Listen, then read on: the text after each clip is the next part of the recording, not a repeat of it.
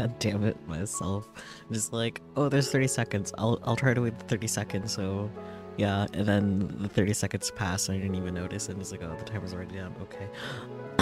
Anyways, hello everyone. Welcome on in, or welcome back if you're already here for the Lethal Company stream. And also welcome on in Raiders if there are any that are still here. You probably just passed back and forth between me and Mars though. Starting a little early so that way Mars could have ended a little bit earlier, and this is kind of ironic because Lethal Company started a fair bit later than originally intended because exporting videos go brr.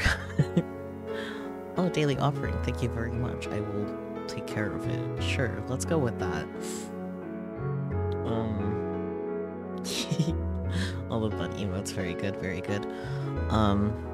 Did I give you guys enough time to miss me between streams? Maybe, maybe not. You guys be the judge of that. I'm having a hard time keeping thoughts in my head. Oh right, you know what would be funny? It would be really funny if one of you guys redeemed the googly eyes redeem, because then that would be 3 streams in a row of Robotics notes specifically with the googly eyes.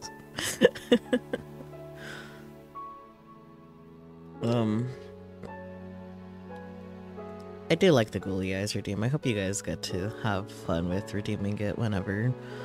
We'll be starting phase 5,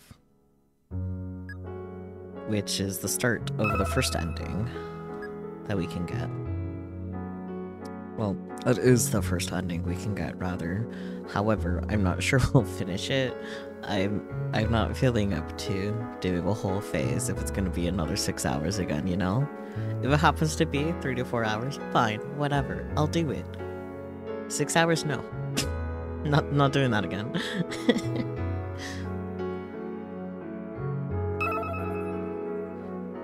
Oh right, that thing. Whatever the fuck it was called. I forgot we left off on that. I edited the video today. Yes, load save data, please. Let's learn whatever the fuck that is. Monopole. The not cola bottle, the monopole. Right. It's something. It looks like the transition between World Lines and Steins Gate. I don't think it's a spoiler. If you want to avoid possible spoiler, just in the YouTube video, skip this or plug your ears real fast. But, the world line Robotics Notes takes in is the Steins Gate world line. Provided that they don't go onto other world lines. Just thought that's interesting information to have. Yeah, because it was bothering me. It's like, what world line is this? I need to know. So, yeah. You can unplug your ears, or, resume video here. Yep. Anyways, once again, I don't really think it's a spoiler, but it could be. Results pending, I guess. But allow me to explain what a monopole is. Also known as magnetic monopole, its existence has yet to be observed in reality. Yet here it is. It was a hypothetical elementary particle.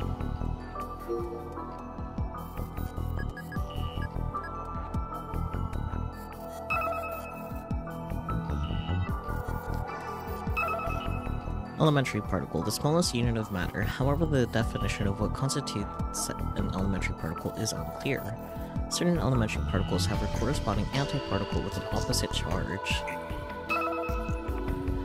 Gulliver's Travels, a 4-part novel written by an Irish author in the 18th century. The story tells the tale of Gulliver, a physician who visits various countries around the world. It's most well known for the first part of the story, where Gulliver visits a country of minuscule people.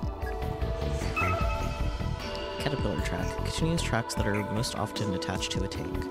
Vehicles with these tracks move forward by the rotation of the caterpillar track's wheels, also referred to as crawlers, track belts, or tank treads. just remembered. Okay, it's gonna be not right away when we worry about whips.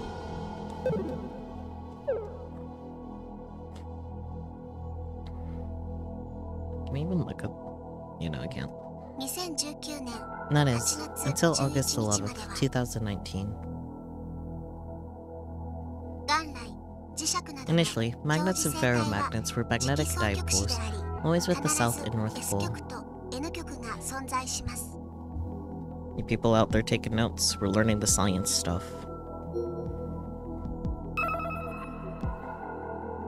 Ferromagnet, a substance with a spontaneous magnetic field. Science. How's your day been, by the way, Peachy? We haven't really talked that much. I hope you had a good day.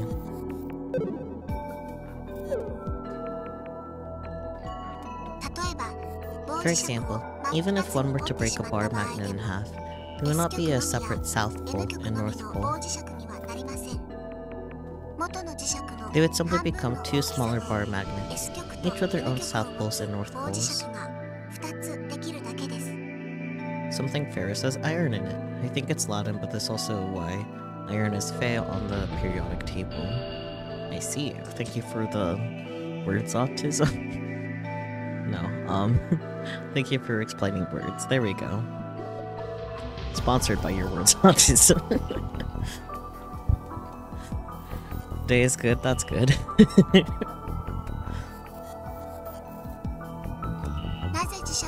Concerning why magnets always have a South Pole and North Pole. Yes, sponsored. This has yet to be fully explained scientifically. The most plausible theory is that it's caused by the movement of electrons spinning around an atomic nucleus. But to explain it requires a quantum mechanical approach. Clarification via unified field theory is pending. I'm too smooth-brained for this. Unified field theory, a theory in physics that explains the four fundamental forces, electromagnetic, weak, strong, and gravitational, as manifestations of a single unified principle. If such a theory were ever finalized, it's predicted that it would be able to consistently explain everything from the subatomic scale to the far corners of the universe.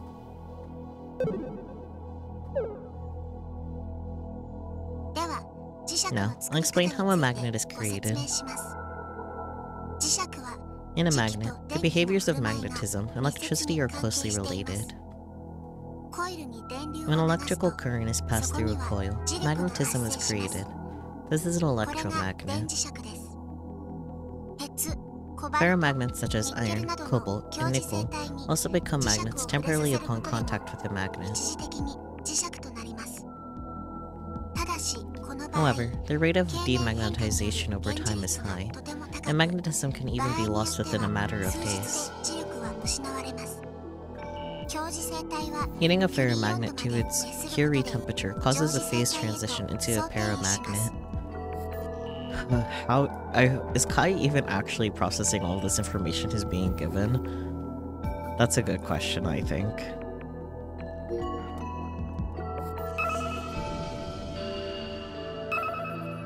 Phase transition, a physical phenomenon in which the state of matter changes from one state to another depending on external conditions, such as temperature and pressure. There are several phases including solid, liquid, gas, ferromagnetic, paramagnetic, high vacuum, low vacuum, etc. Paramagnet, a substance that possesses no magnetism of its own, but shows weak magnetization in the direction of a magnetic field. They're commonly found in rare earth elements as well as elements from the iron group. Curie temperature, materials science term. The temperature above which ferromagnetic materials change into paramagnetic materials, or ferroelectric materials change into dielectric materials. In layman's terms, it's where certain materials lose their permanent magnetic properties, which can then be replaced by induced magnetism. It was named after the person who discovered it. I see.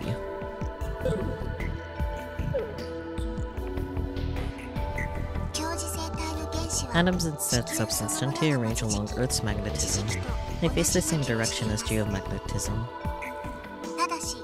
But geomagnetism is a weak magnetic force, so the number of atoms that face in one direction is not sizable.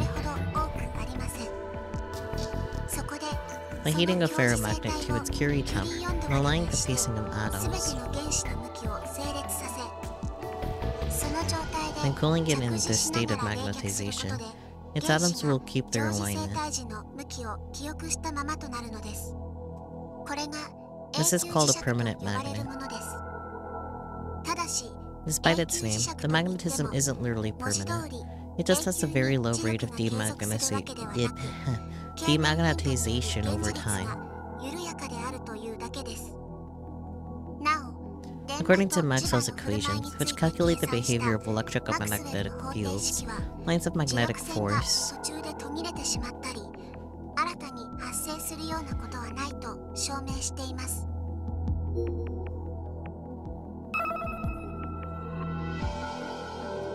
lines of magnetic force, virtual lines drawn to represent the flow of the magnetic field from the North Pole to the South Pole. Maxwell's equations. A set of theoretical predictions produced by James Clerk Maxwell in 1964 that claim that there are waves that exhibit properties of both electricity and magnetism. According to Maxwell's postulations, the electric field and magnetic field's oscillations cause them to mutually propagate each other, resulting in a wave that radiates through its surroundings. For that reason, these waves are referred to as electromagnetic radiation. Electromagnetic EM waves are divided by frequency into radio waves, infrared light, visible light, X-rays, ultraviolet light, and gamma rays. Electromagnetic waves have... What was the point of the abbreviation if you weren't going to use it? Anyways, electromagnetic waves have long been thought to have harmful effects on the human body, but the World Health Organization, WHO, has made a statement claiming that there is no scientific foundation behind the idea, nor any evidence that supports a causal relation between the two. However, there's currently no evidence that disproves a relationship either.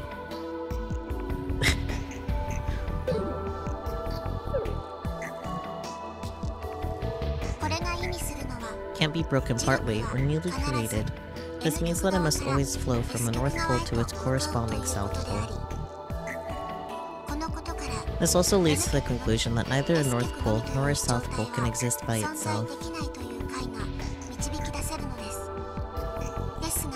However, such a monopole exists right here. This changes the relationship between electricity and magnetism. Its existence was only theoretical until now. Okay, but why did it drop from the sky? Can you explain that one, Sister Centipede? Simply put, just like a positive charge and a negative charge can exist independently in electricity, a North Pole and South Pole can also exist independently in magnetism. And this can be achieved by rewriting a portion of Maxwell's equations to... Enough, stop. Okay, I was wondering if any of that information was actually processing Kai's little brain. His little high schooler brain. Despite my forceful interruption, Irony shows no displeasure and simply obeys.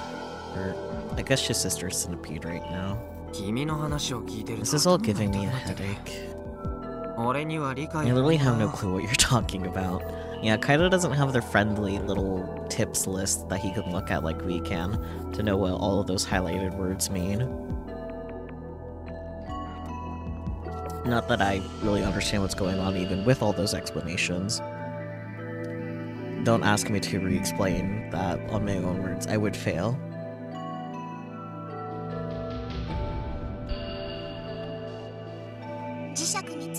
These are the very basics of magnetism, though. I don't care if they are. I just want you to simply explain what a monopole is and why it fell here. That's all. Understood. As I explained, a monopole is a hypothetical elementary particle. The experiment that Master tasked me with was to use the EGI system to emit electromagnetic waves into Earth's magnetosphere to create a monopole. I see. So this was intentional. So that sound is the EGI system. To 2,946 verification tests were performed up until now. This resulted in 2,945 failures and 1 success. Does that mean Kimijima Ko was trying to obtain a monopole? Why? I don't know. Please confirm this with Master himself. About that, he's a little, dead? His objective might be written in Kimijima Report number 3 or beyond. He said monopoles are a hypothetical particle. So how is this thing actually here? NASA's 2003 Ulysses project resulted in data proving the existence of monopoles in extremely close proximity to the Sun. I see. Oh, that was in report number 1. Though those research results were suppressed by the Tavistock Institute and the Committee of 300. They put pressure on NASA, huh? And the fact that I actually buy that means I've become a full-blown conspiracy theorist. This is really bad. I've been corrupted by Kimijima Ko. Master obtained the data from NASA in secret, and implemented a plan to create a monopole in Earth's magnetosphere. That would be the EGI system. So you made a monopole by sending buzzing sounds into space? Correct. She notes like this is the most natural thing in the world. It's that easy? Not at all. The magnetosphere, rotation, and revolution of Earth, solar activity, and angle of EM wave emission all influence it.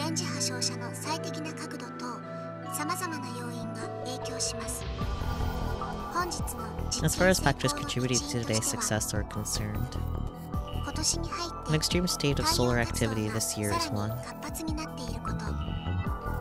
Even for hypothetical science, this is kinda goofy. I don't know. And the other? Your assistance when you opened and shut the radar dome at the top of the transmission tower on July 31st. Huh? Me? Due to your actions, the direction of the antenna was slightly corrected. That's convenient, I guess. I believe this coincidental shift to the EM wave emission coordinates contributed to today's success. The coordinates have now been mapped, and the possibility of creating further monopoles is high. Wait, you're going to make more of these dangerous things fall from the sky? If they start falling regularly, the park might have to be closed. It'll get harder to spend time here. All I wanted was to relax and focus on gaming. I suddenly realized something. No way to interfere with all of this. So, if the antenna's direction has changed, those things don't fall? Correct. And then I guess I'll do that. However, to accomplish that, you have 2 options. Rewrite the EGI system program, or intentionally change the angle of the antenna each day. Master has instructed me to reset the optimal EGI system coordinates every morning to keep the experiment going.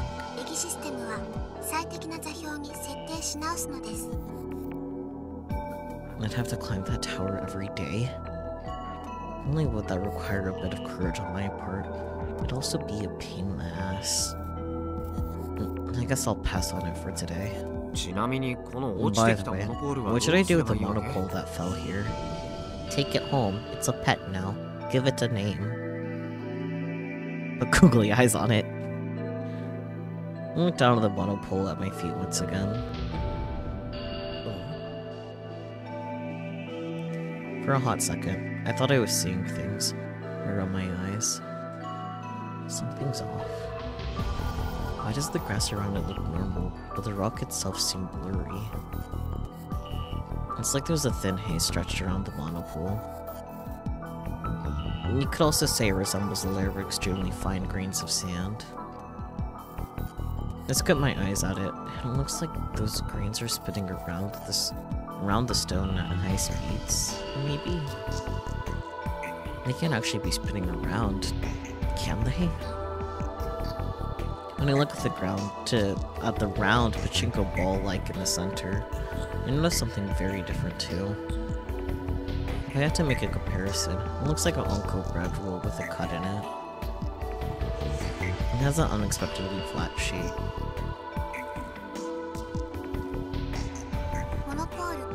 Please do not make the success of the monopole formation experiment public. Why not?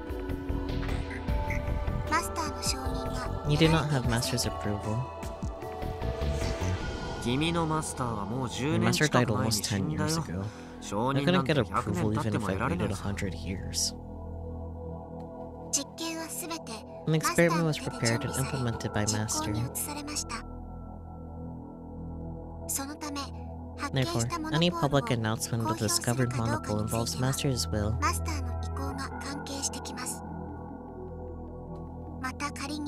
Also, announcing such a thing to the world could draw the attention of the Committee of 300.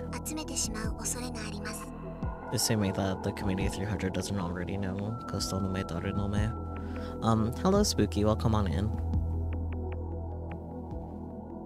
Kimijima-ko was extremely cautious when it came to the Committee of 300. Can't blame him. They're an organization powerful enough to hide evidence of the monopoles that NASA discovered near the sun. In that case, if I did something stupid like go public about finding a monopole here, my life could be in danger.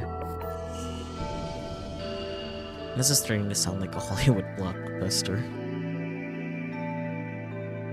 It's too much for a simple high schooler like me. Wait, so is a monopole just a magnet with one pole? Yeah. Basically, that's my understanding anyway.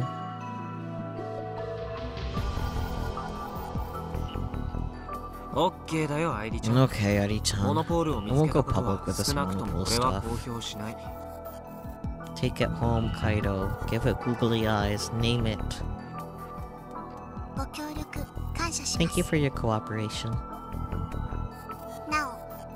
However, the success of this experiment was your achievement, so you have the right to ownership.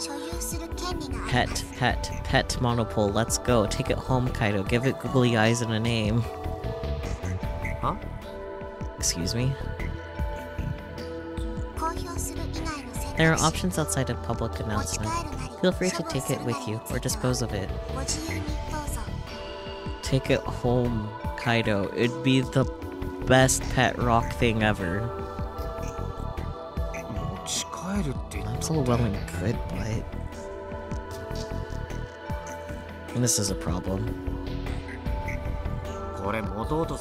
Even if I wanted to pick it up, it's crackling with electricity. Plus, it might explode or something. Or, maybe nothing will happen. Pick it up and find out. And I can't take something that dangerous home with me. Aw, yes you can. I believe in you, Kaido. And what if I left it here, some dog out for a walk or a little kid playing around could end up touching it instead? And because of how slowly it fell, it didn't leave an obvious crater or anything. If someone who didn't know better saw this, they probably just think it's some kind of random rock. It's the ultimate pet rock. Take it home, give it a name, throw googly eyes on it. That makes it even more dangerous. Heck, they could absent-mindedly step on it, causing it to discharge electricity. Depending on what happens, it could be life-threatening. I should at least move the thing. Maybe leave it on the first floor of the old community center. If I leave it under the stairs inside the building, there's almost no chance of a rando carelessly stepping on it. The only problem is, well, how do I get it there? Is there a way to carry this? That is unclear. It's still an unknown particle after all. By the way, I'm terribly sorry, but could you upload a photo or video of the monopole? Oh, 30 stream streak? Damn, Spooky. You're dedicated. Annie and Sister Centipede have not actually seen it for themselves yet. What? Seriously? If I upload it to Euro, people from around the world might flood this park. I have no idea what it's worth, but even I know that its discovery is I have no idea what it's worth, but even I know that its discovery is a huge deal. And the world learned of it. There's no way I'd be able to game anymore. I bet I'd get dangerous around here too. Heh. I bet it got dangerous around here too. I don't want that to happen. If you're cool with it, I could take a picture and give ID-chan the data directly. Understood. I'll designate an upload location. Please send it there. It takes less than 2 minutes to place the photo and upload it to the designated place. I've received the data. It looks like some kind of mineral. Even Master didn't anticipate this form. I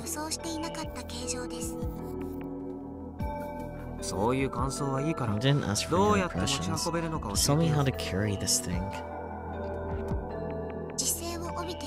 It should be safe to pick up using non-magnetic rods.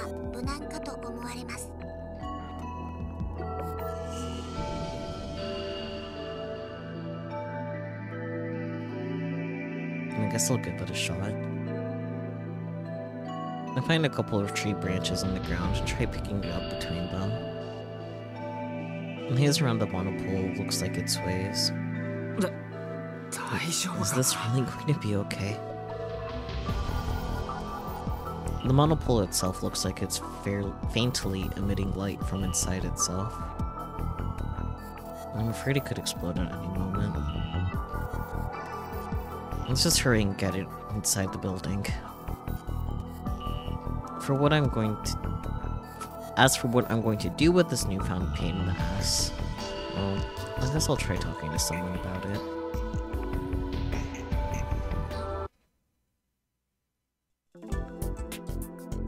And so, 2 days later, I call upon Subaru. I need whips. Grr. Why doesn't Moroko's kitchen air in Tanegashima? I won't let this stand. Not like it's a problem since I watched it on NicoVid. Too easy. But damn, olive oil's too dirty. Olive oil dirty? What? Chill out. My head itches a lot. I know the reason though. It's because I haven't taken a bath in like 3 days. At least take baths. I can't work with you like that. You completely tossed out femininity. Figured no one is looking, huh? Why would you post something like this for the whole world to see? At least take baths. Oh, wait. I was about to reread. Yeah, at least take baths is the thing to send though. Loop. Since this week is Obon, the dojo is very quiet. It's nice sometimes. Played while I was waiting. About 30 men. 5-0. It's Obon, but I won't be able to come home this year. Sorry, Dad. Yay, her dad's still alive. I thought he'd be feeling down, but I guess not. Our son may be surprisingly tough. Maybe my advice worked. No, really. Blog update. The CEO of RI Tojoshi roars at Exco. Kudakane is annoying, but what Tojo is saying is right. When this keeps up, the robot boom will end. It doesn't take much to end a boom.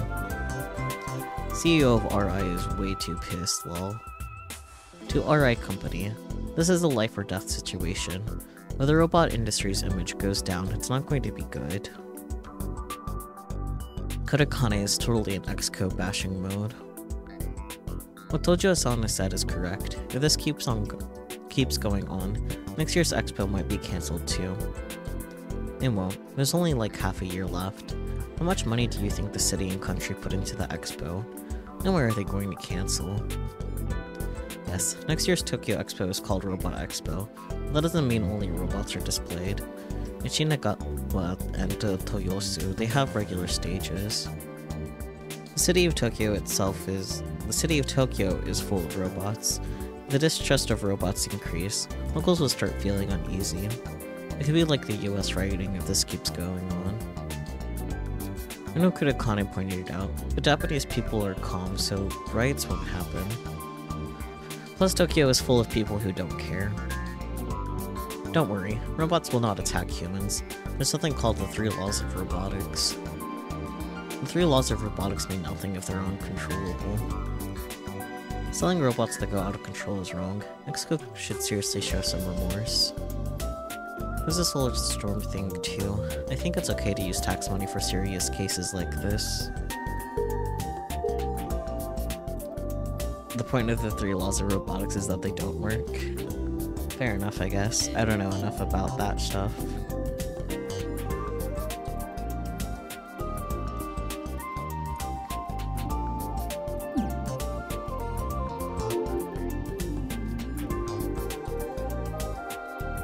I wanted to do it yesterday, but my grandparents from Kagoshima came to visit, so I couldn't get out of that. Since it's the Obon holiday, the Robotics Club is on a break. I got to chill at the park without a worry in the world, and I got to avoid Akiho's lectures. Perfection. After killing some time playing KB, Subaru shows up right on schedule.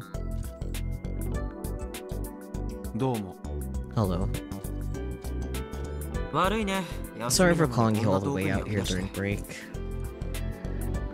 Subaru's house is in Nakatane, so it must have taken him more than 30 minutes to get here by scooter. Subaru doesn't seem to mind all that much, though. We've actually been fairly bored. I have no hidden hobbies to immerse myself in these days. He says somewhat lightheartedly. But thanks to that, I'm treading thin ice by being forced to help build Precious Robot and the like. So he says, but he doesn't seem too bothered by it. By the way, if this is about Robo 1, then it's been cancelled. Oh, why? The riots and such in America. Isn't that what you called me here about? Biz. Nope. Is this about the operation test for Model 1? I heard it went horribly, as expected. It's not about that. Then what do you want? You didn't call me all the way out here for nothing, did you? I wanted to show you something. I went back to the community center and grabbed the monopole earlier. It's currently in my hands. Is that... If he had to touch it with, like... non-magnetic... I don't know. I'll just shut up.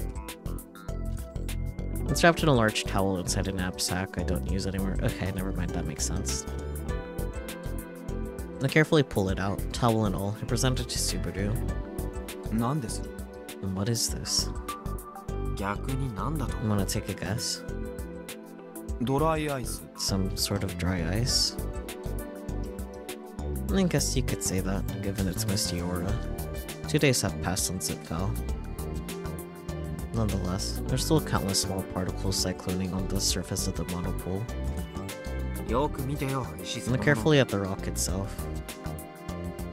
Is this some new age religious indoctrination deal?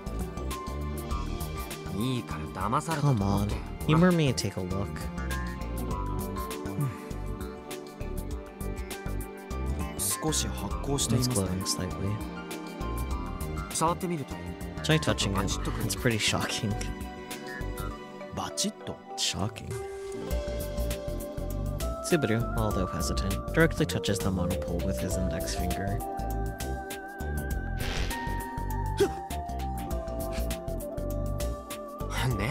See? I've never heard of any mineral that discharges energy this intensely. And what exactly is this thing? This is just between you and me.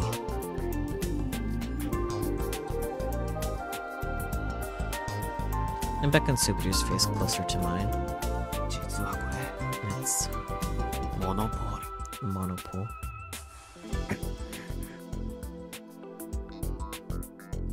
He glares at me.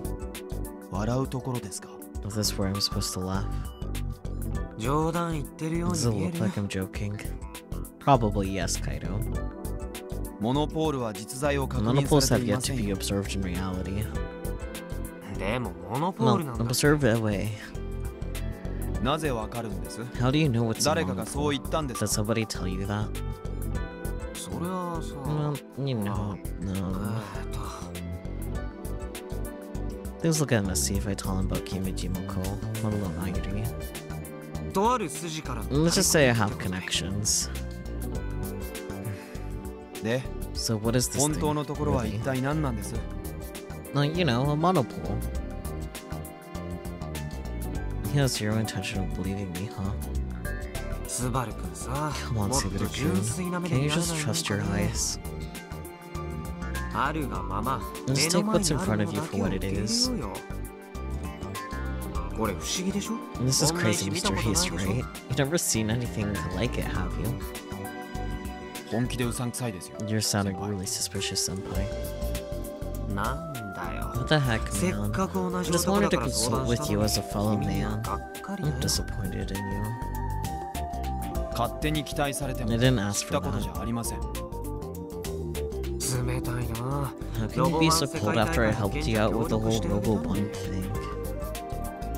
Please don't act like I owe you something. I made an agreement. I held up my end of the bargain. And it's not like you volunteered to help. Plus, the whole thing fell apart anyway. No, fine. Be that way. You want to take that attitude with me? We're done here. That's all, folks. Head on home. I melodramatically sigh and gaze at the monopole in my hand. What should I do now? What do you mean? I'm thinking of just tossing it. Really?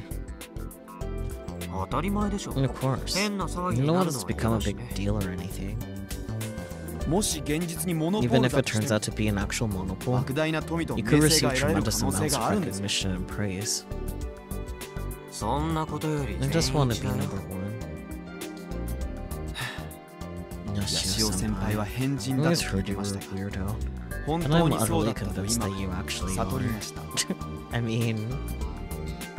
Only now? Kinda late for that. Everyone who joins the Robotics Club is a weirdo. Please don't lump me together with the rest of you.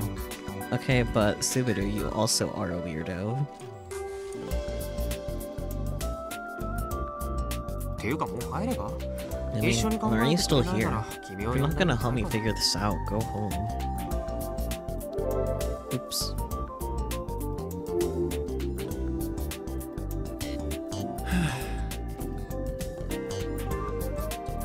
Subaru lets out a disappointed sigh. But he doesn't move from where he's standing.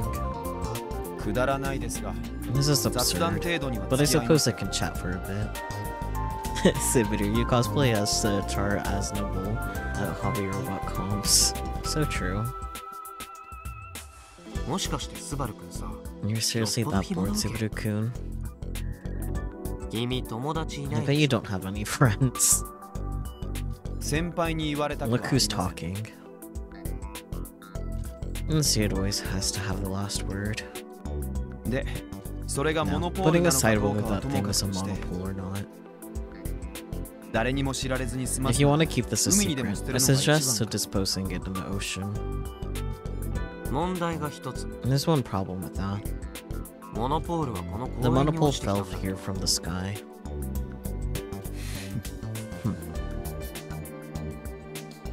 Subaru's clearly staring at me. Is that right? So. Apparently there's a chance that more will fall here in the near future.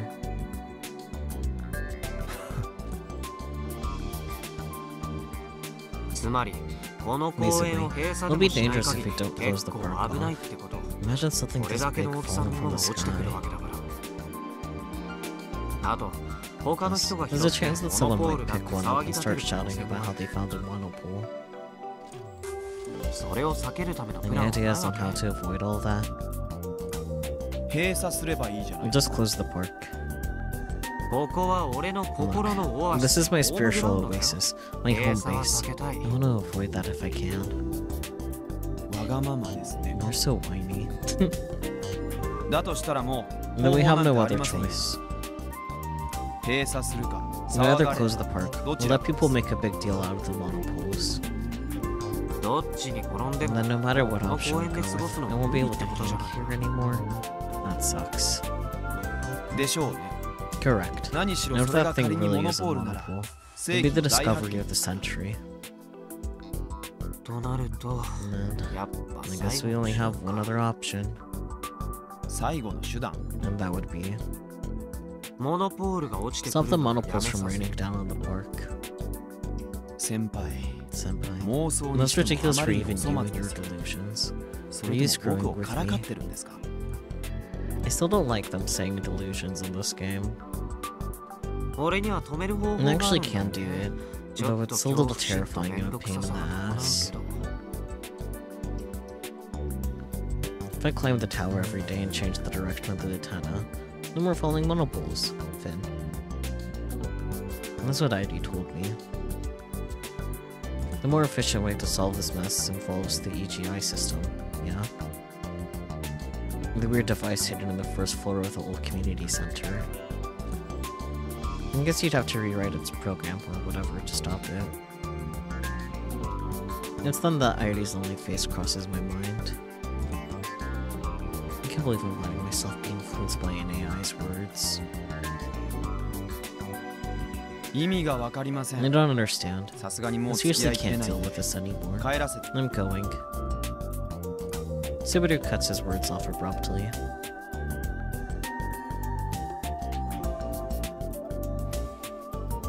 His eyes are looking past me. He then lowers his shoulders, exasperated.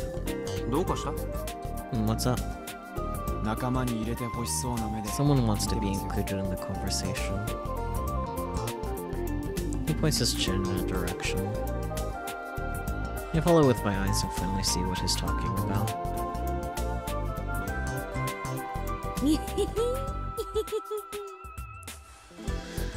Oh boy.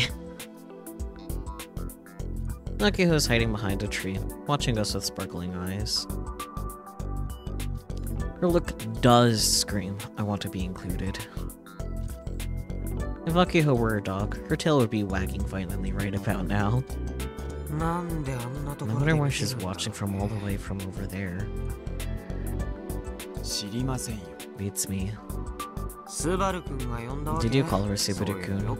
Not cool. I saw your advice as a fellow man. I thought you were the one who brought her here at Yoshio-senpai. If neither of us called her here, then I guess it's just coincidence. What a mess. I wanted to avoid letting Akiho in on this if possible. She has the biggest mouth in the world. We could always just ignore her. If I did that, she'd never let me hear the end of it. I sigh and wave Akiho over to us. She immediately jumps out from behind the tree like she was waiting for this moment. She might as well be skipping.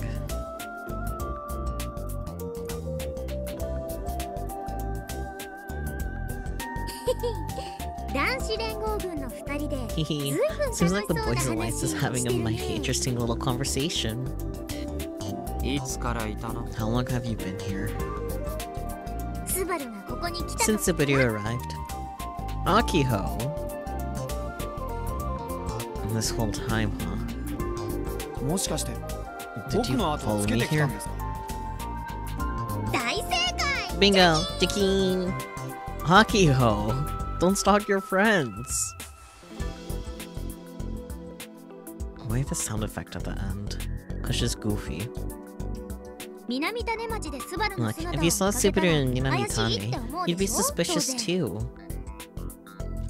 So, you heard everything, eh? Yep. Please don't be so proud of your creepy eavesdropping. Kai, I'm so fired up right now. I mean, are you kidding? You discovered a monopole. Mercifully close in on Akiho and shove 4 fingers into her mouth.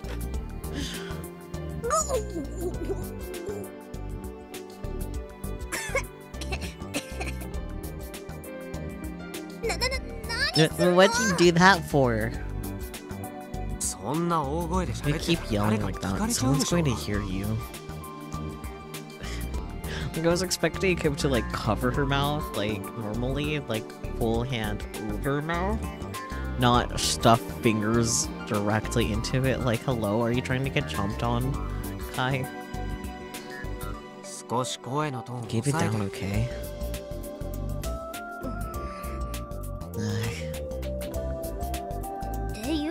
I mean, what if it's a real monopole? It'd be a huge waste to just dump it. Why are they missing out on the chance to just take it home, slap googly eyes on it, and give it a name? Like, really, ultimate pet rock right there. Why is no one thinking about that possibility except for me? I want a pet monopole. Why didn't you try to stop him, Subaru? You know what a monopole would be worth. Monopoles have not been proven to exist.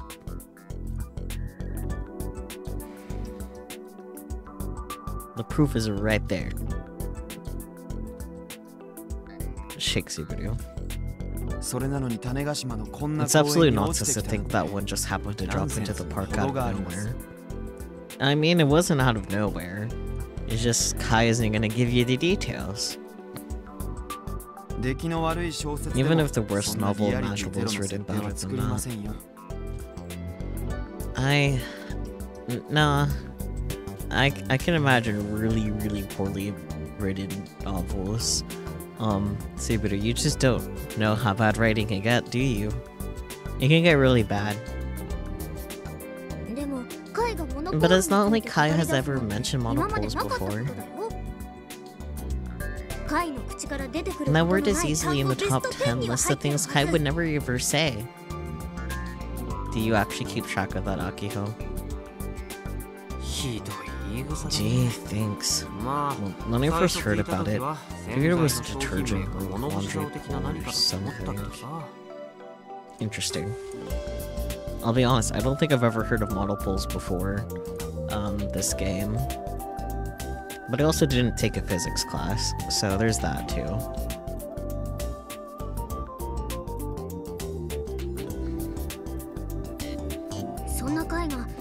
And now Kai's suddenly talking about them?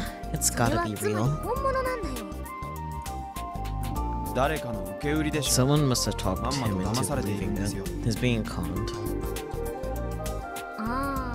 Oh, good point. Kai does have a tendency to easily believe people. You don't have room to talk, Akiho. No, please. You're way more gullible than I am, Aki-chan.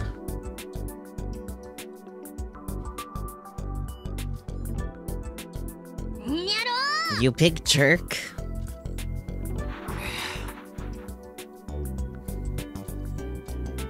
Here we go again. I love Subaru in the background, just doing his shrug.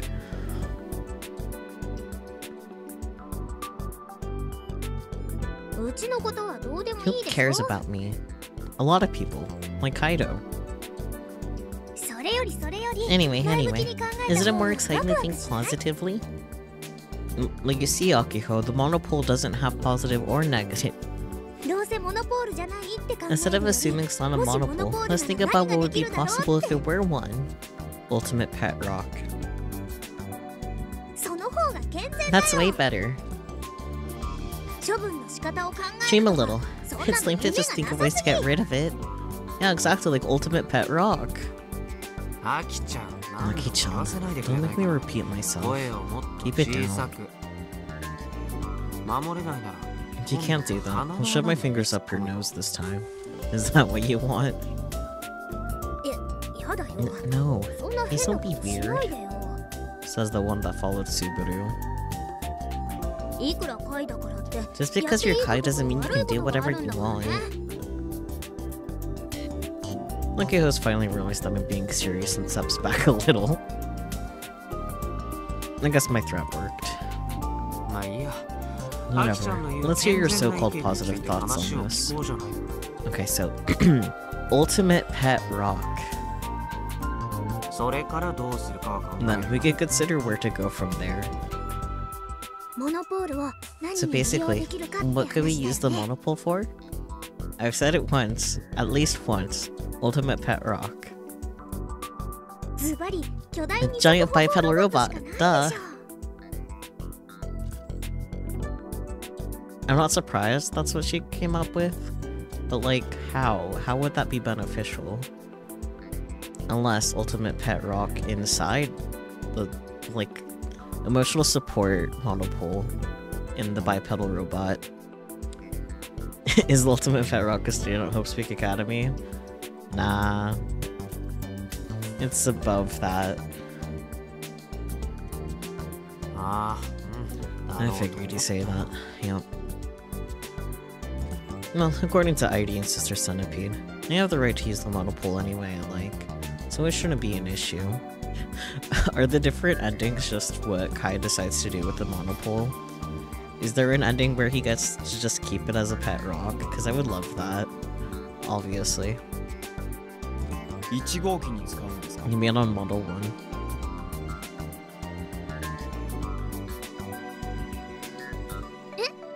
Huh? Well... Okay, who lowers her voice?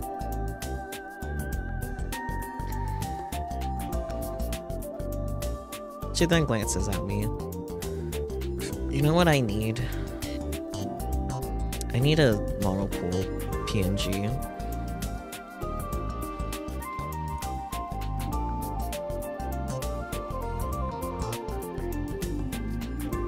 Monopole tower? I don't care about that.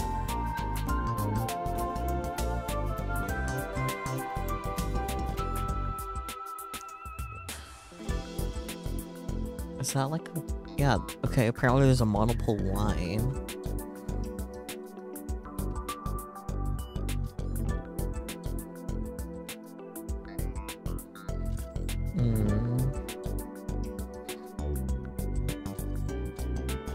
I'll figure that out later. Next week, I'll have a monopole pet rock. Watch me. Anyways. Glances at me, yes.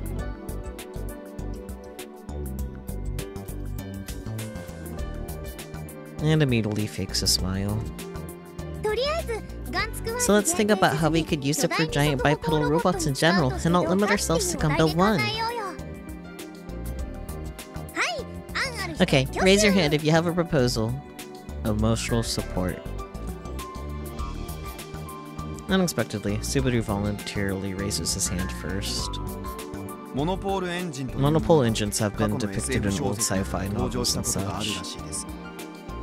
Interesting. How were they like?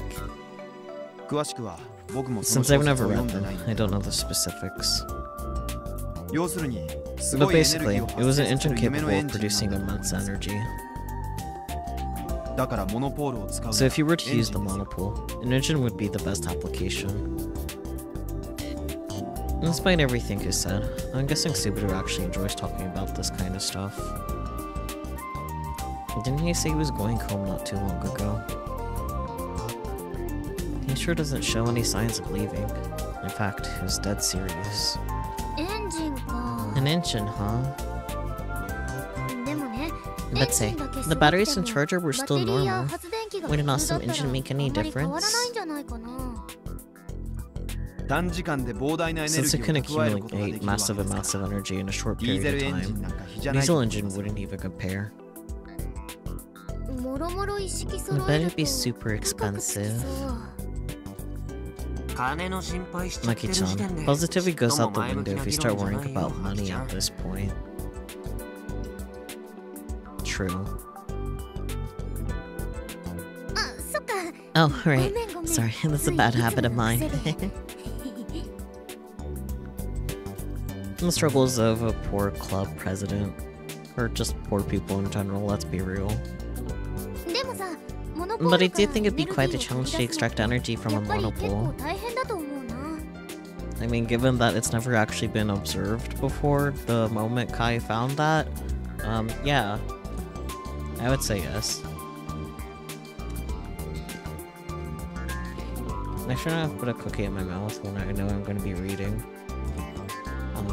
I'm not the smartest person.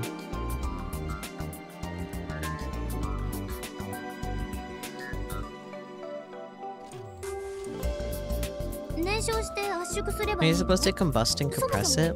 What about fuel? You might get an idea if you read a novel that talks about monopole engines. I don't have one though. That's something that someone that does have one would say.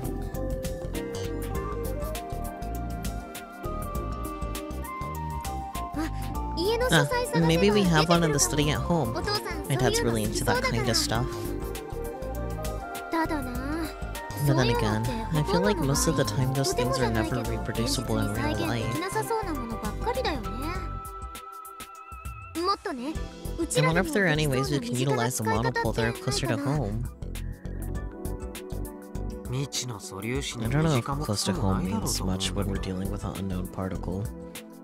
How about pet rock?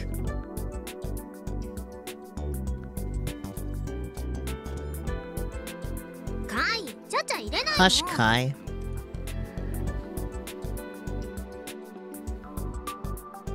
I don't know, for example... a beam weapon or something. Excuse me? You know, energy for a beam weapon. A rifle or a saber. The monopole could be used to power it. So much for closer to home. And it has the same issue as the engine. How do we extract the energy?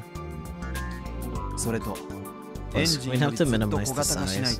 Only smaller than an engine, or else it wouldn't work. What about a cannon? Here we go again. One on both shoulders. The president sure does love her cannons. Oh, wait.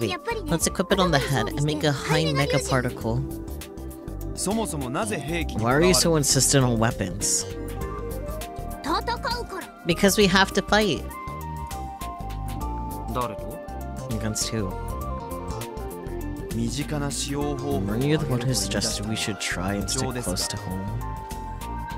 I can't imagine it would be illegal in Japan, but you could just use normal magnets to make a railgun. True. Akio really says go big or go home. Also true.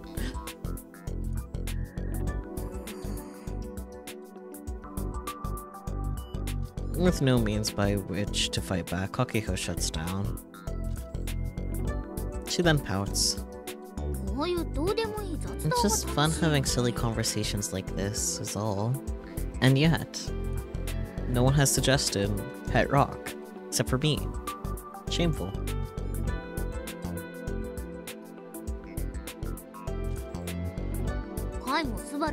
We both just like big sis. You always cut straight to the point on the phone, or when we talk. Cookie good, but not a good idea when I'm reading. I'm not the brightest.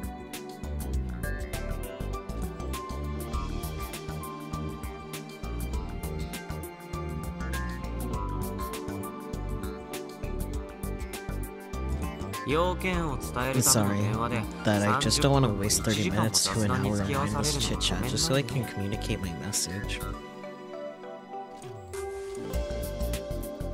I won't mention who I'm talking about, of course. Fine. Then in all seriousness. A monopole is basically a magnet, right? It's called a magnetic monopole for a reason. I guess the first thing that comes to mind that uses magnets in gun build 1 are the motors.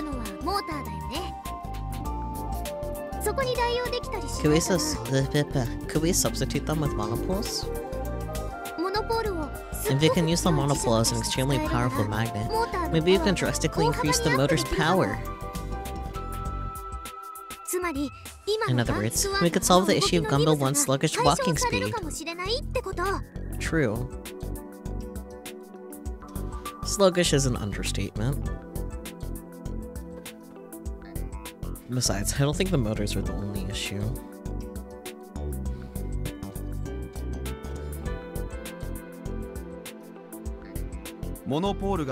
Just because a monopole is a mystical rare particle doesn't mean it's as powerful as a raw material.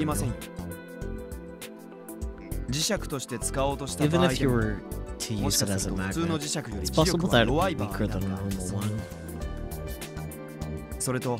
Plus, if you were to use it on Model 1.6 motors, a single monopole that Senpai has is nowhere near sufficient.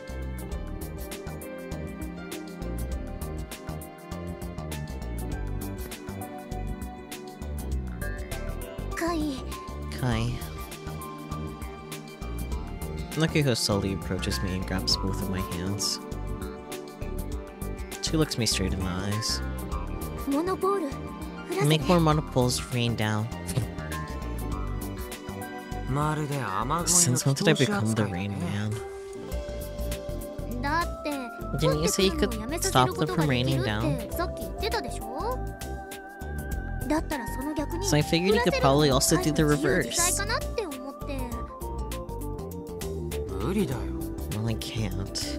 Just Subaru in the background. I glance up at the sky, but no monopoles conveniently fall to the ground. Even though. Then, let's wait for some.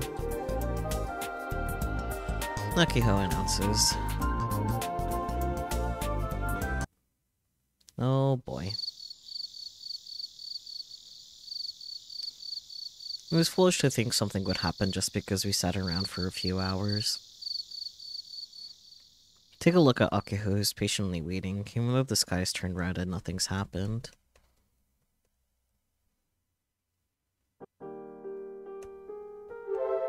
Aha! Why would you actually just sit around like that? Why not? It's a good bath because you made me. A lot of filth came off well. A clean Frautown has been born. Tonight's dinner. Barbecue. What is a cannon?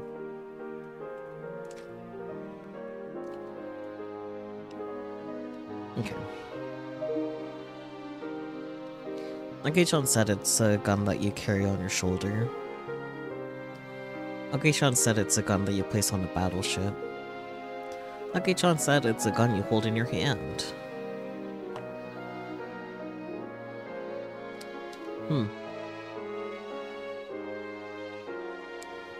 Well, I definitely wrote it down what I was supposed to pick here in the most useless way possible. Because I just wanted to keep it small on my piece of paper so I could write more things on this. And you want to guess where I cut it off? Right after A. So let's go to the webpage, shall we? Gun that you carry. Okay.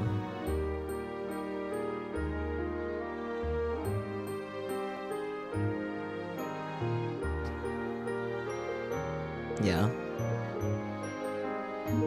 That's what I figured was gonna be carried on your shoulder. But, anyways.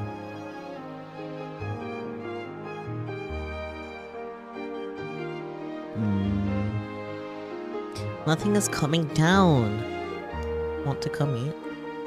But I refuse. I'm sorry. Played 3 hours, 40 to 2. Includes fun games with 2 bored people. I crushed them. Amazing. Oh, really? What is youth? Youth is like a spring breeze drifting over the ocean. Now, fly away by spreading your wings. The dream you are chasing is across the ocean.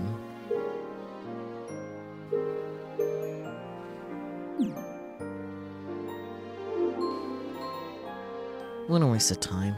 When this first started, she sat in front of the little community center with bated breath. It wasn't long before she hit her limit and moved over to the park lawn. Park lawn. She then killed time playing with a neighbor's dog who had dropped by for a walk. Nakio soon headed to a bench near the lake, on the playground. Finally, she zoned out on the viewing platform. That's her current situation. Spending half the day in this old park during vacation sure has been a giant waste of time. Granted, I've been playing KB the whole time, so it works out. Why won't anything fall? Nakio continues to look up the sky tirelessly as she mumbles to herself. She's been doing this all day. It's already miraculous that a single one fell here. That's if it's actually a monopole, of course. I'm shocked Subaru stuck around the whole time. Despite his indifferent tone, he's clearly interested in this whole monopole thing. And that being said, it's been mostly quiet. Nobody's been talking. Just like I ignored Akiho this entire time by playing KB, Subaru was reading a book on his Pokécom. Kai, did a monopole really fall from the sky?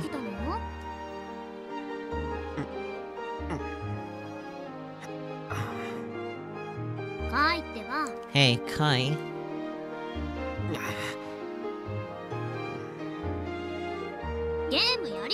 Could you stop gaming for like 1 sec? Good grief. Maki-chan, friendo, could you not bother me? You should know when I'm trying to concentrate by now, right? If you keep bugging me, I won't hesitate to headbutt you, you got it?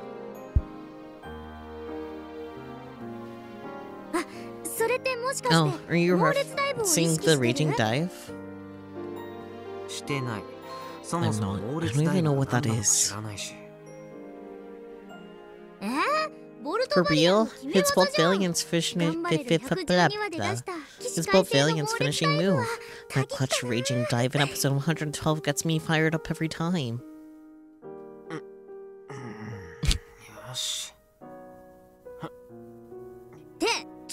Are you even listening? I can't respond to things I don't understand. Can you be more like Subaru-kun and be quiet? If I don't watch the sky, how will we know if a monopole falls or not? I doubt it's gonna happen today. Why don't you just give up and go home? You jerk. I bet you were just thinking that I'm in the way. Well, you're not wrong. Why are you so mean?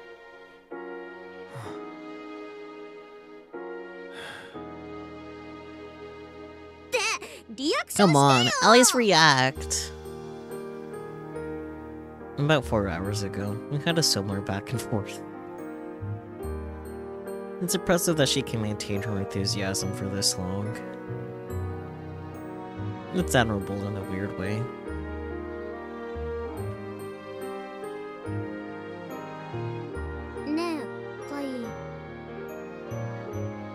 Hey, Kai.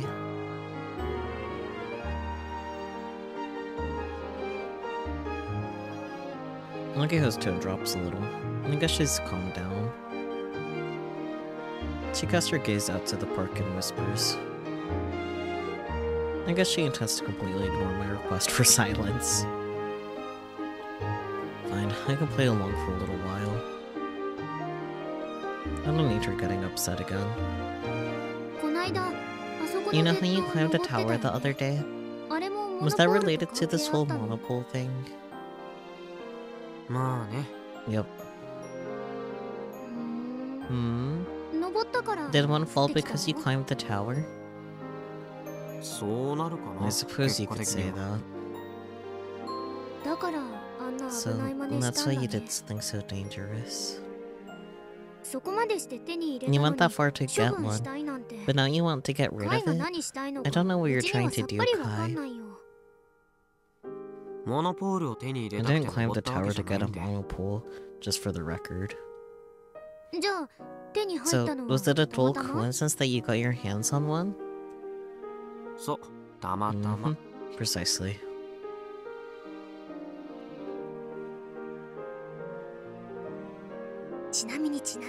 By the way, for some reason, Akiho lowers her voice and begins to whisper to me. If we sold a monopole, how much do you think we could make? I don't know. I can't even begin to imagine a number. Isn't there a thrift store in Nishinomote? I doubt they'd be able to buy it off of us. Duh! We can't just sell it to a random thrift store? You have to sell it to someone who understands its true value.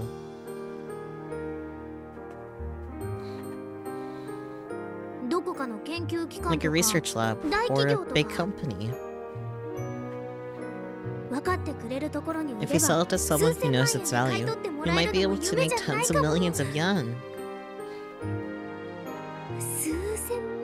Tens of millions.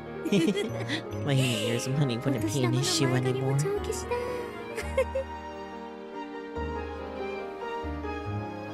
Makio looks totally enraptured. Aki-chan, careful not to drool.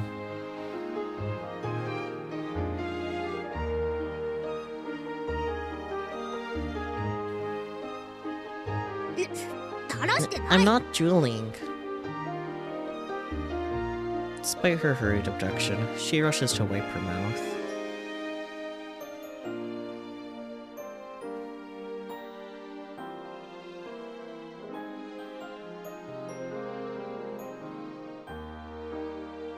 I don't think it should be monopolized by any one company.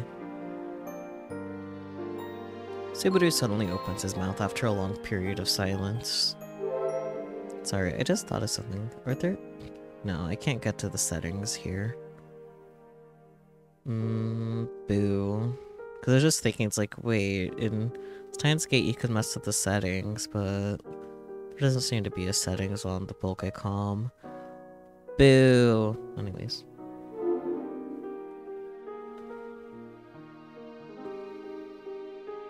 I don't remember if I read that. Subaru suddenly opens his mouth after a long period of silence. Only a small group of people would be able to benefit from it. You should be more open and share the information with the masses. And they'll speed up the research process. Agreed. The committee of 300, if they got it, they put a cap on it and pretend it never happened. Just like the Ulysses project. Agreed. With me, Yoshio-senpai? Didn't you just say you wanted to get rid of it in secret? I'm just saying this if we chose to sell it.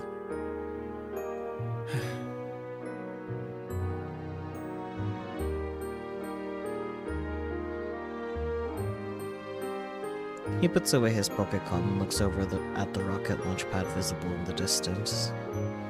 I still don't think we should stay quiet about this. I think we should at least inform Jackson about it. You know people there at least, like the president's father, Etymology's son. To not make this incredible discovery public, discovery of our lifetime even, would be a betrayal to society.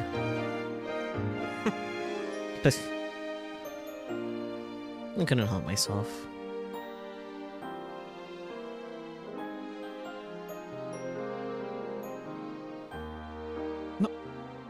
What is it?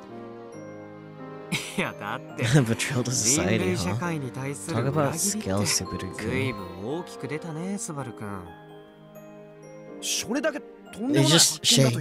It's that much of a big deal. It's like you have no clue about blah blah blah blah. It's like you have no clue how much a monopole is really worth, Kai. If news got out that a monopole was discovered, the world would be turned upside down. Which is absolutely right. That's how incredible a monopole truly is.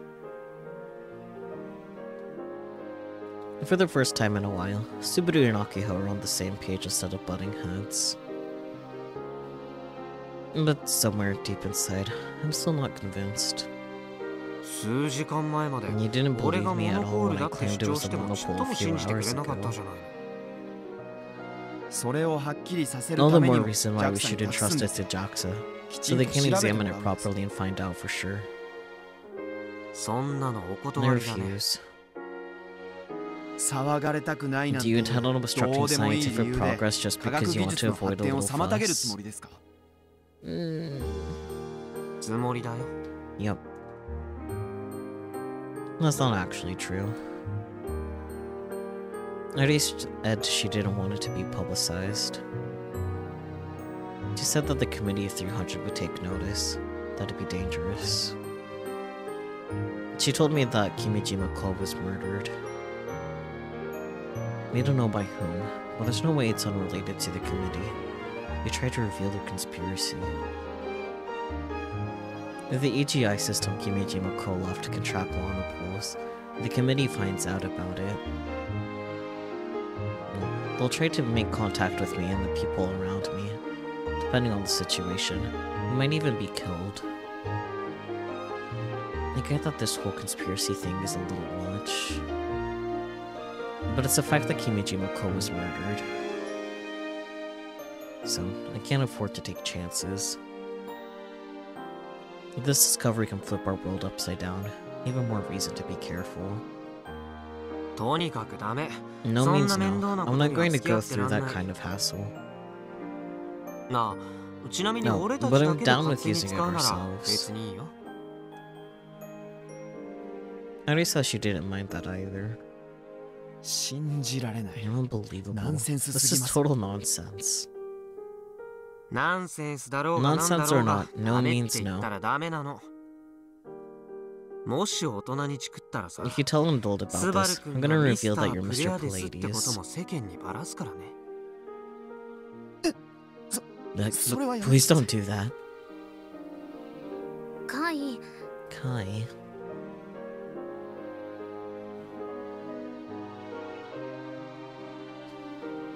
Akiho suddenly stares into my eyes with a concerned look on her face.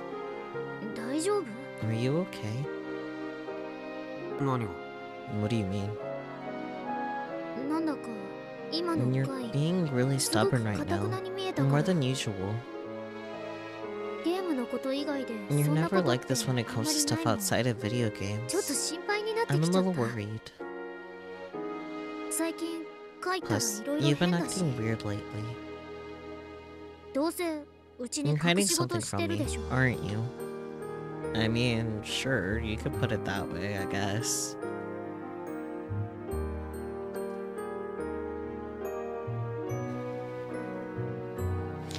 Shish chirp. She knows me too well. That being said, it's not like I promised you I wouldn't keep secrets. I've done lots of things behind your back in the past. Well, that just sounds bad, Kai. Huh? Like what? And that's the secret. Kai.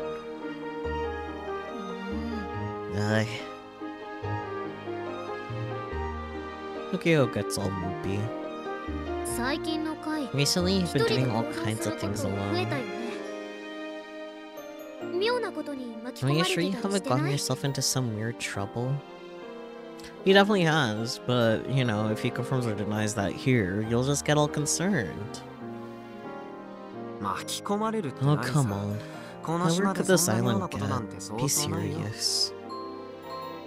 And this place is prime countryside. Nothing is lost to the flow of time.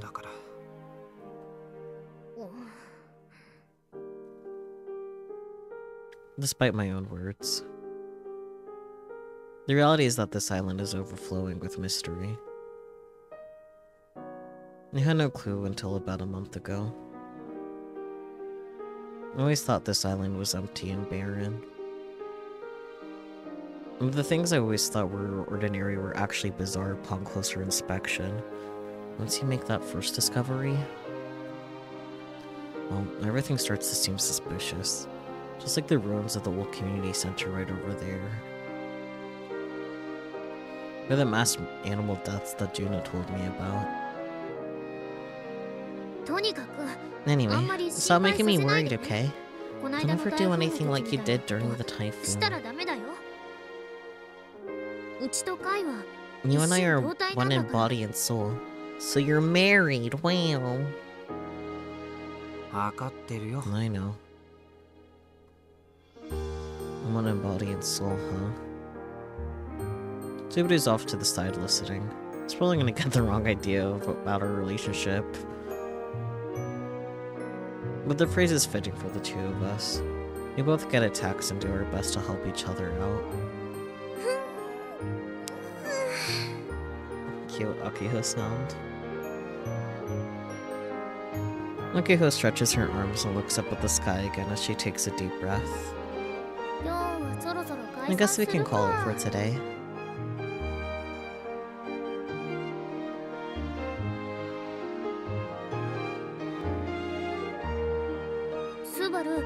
Are you gonna be okay staying out this late, Subaru? Is your father gonna get mad again?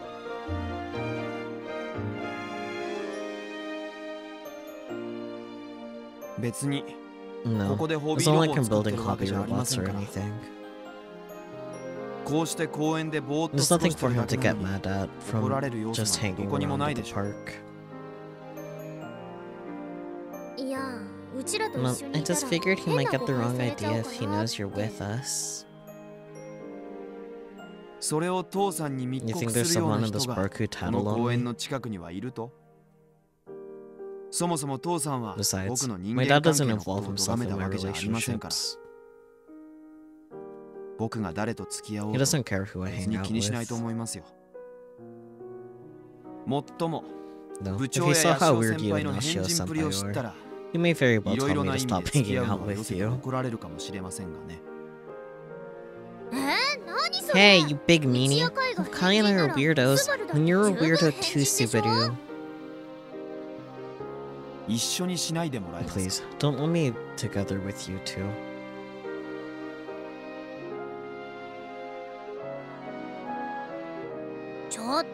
Hey, Kai, say something. This is a repeat of a conversation from a few hours ago. It's not like it's wrong, so who cares?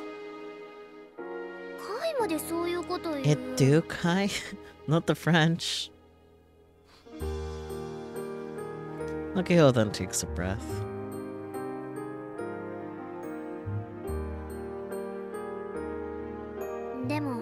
But thank you, Subaru. She says in a serious voice. Hi? Excuse me? Thanks for not quitting the Robotics Club, and for helping us make Gun Build 1. I'm really grateful.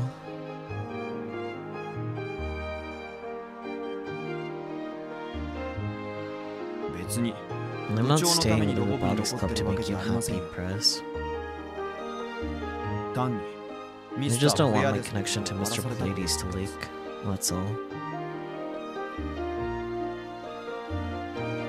He looks away as if he's trying to hide his blushing face. He's not very honest with himself. So, you're not gonna build hobby robots anymore? Have you considered rebuilding M45 for...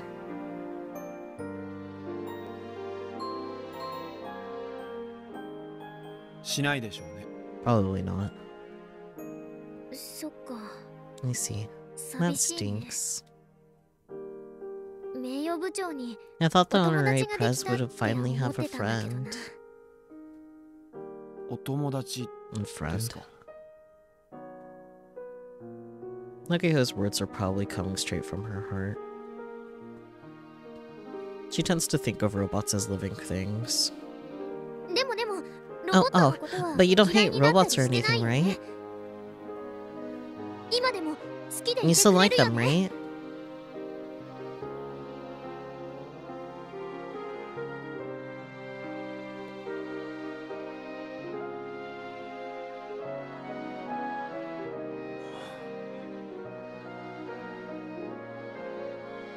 Subaru is so flustered that he turns to me for help.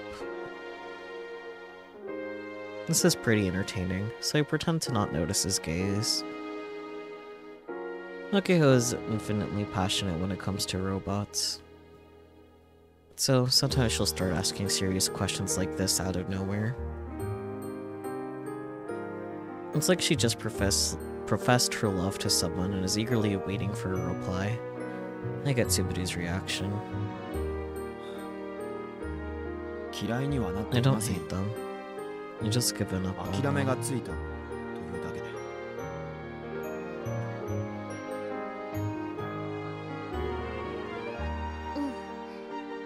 Okay. Nakiho glances over at me.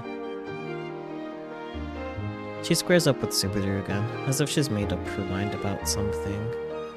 As Akiho tends to do. You know, Akiho things.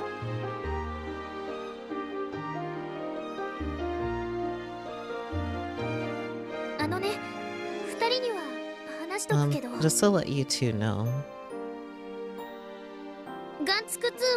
I'm thinking of making Gun Build 2. Oh?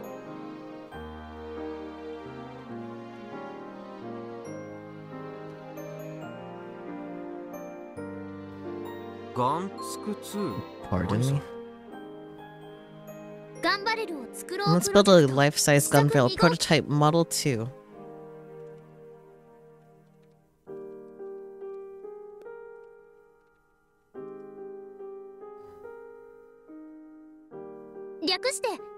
Gunbuild 2 for short.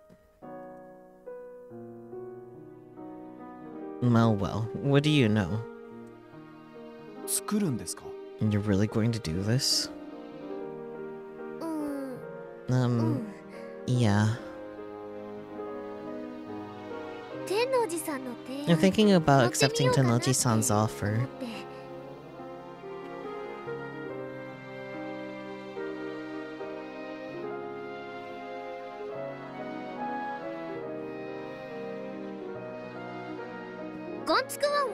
Look, it's not like I'm giving up on Gunbuild 1. But I learned from our test run the other day that we're never going to win first at the expo with it. And that's a sound decision. And that's a really mature decision for you to come to, Aki-chan. After the test run the other day, she did seem very conflicted.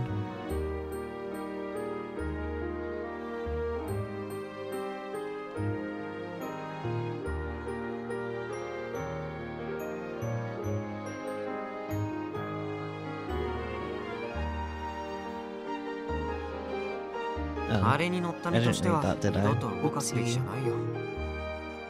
She must have made her decision during the Obon holiday. As someone who's actually piloted that thing, we should seriously never turn it on ever again. For real. I had no idea how terrifying it was for me. Don't talk about Gumbill 1 like that. And it's not that Subaru convinced me to change my mind. I decided for myself that this is the best path moving forward. Is that right? Subaru's expression remains as composed as ever. I didn't expect you to budge, Prez. I have no problems with this.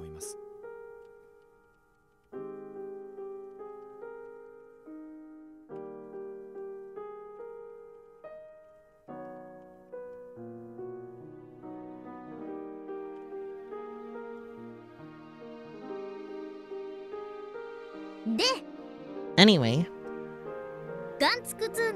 you're gonna be helping me You're gonna be helping me design Gumbill 2. Me? You better put your money where your mouth is after all that smack talk. So please help us. I'm not taking no for an answer.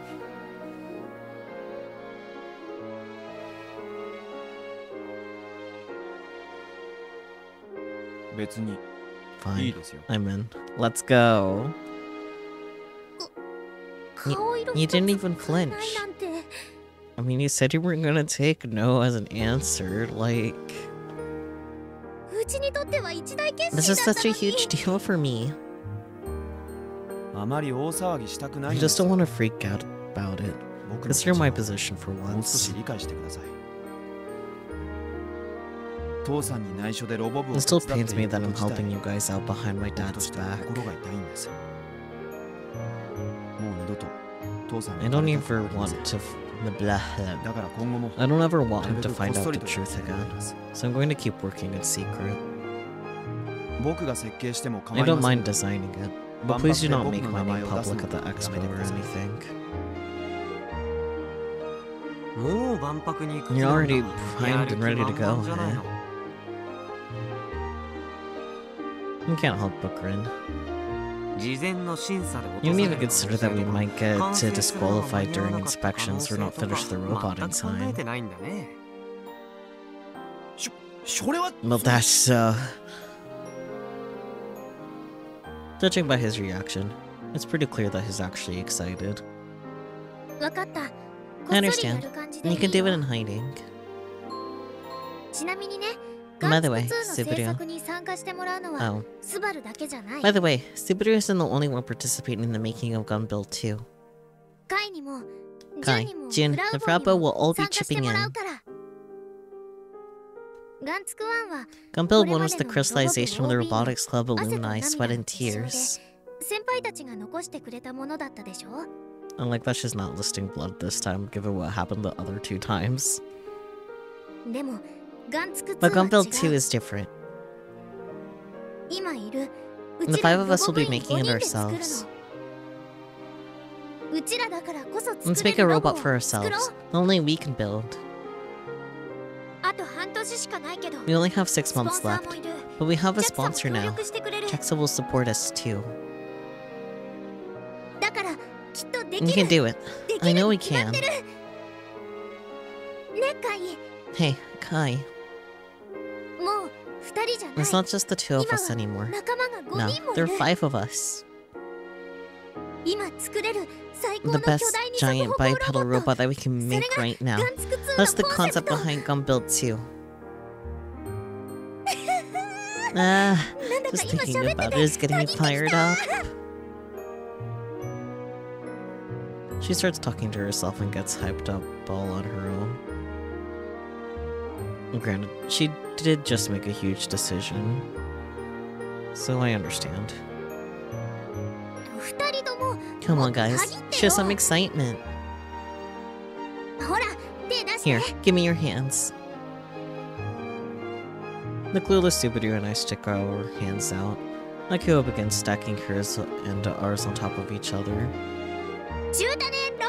CT Robotics Club. Blast of Spirit. Nori Iki. Noira Iki. Yeah. She launches her hand in the air and shouts alone. Yeah, you guys gotta say it too. Was that some kind of cheer?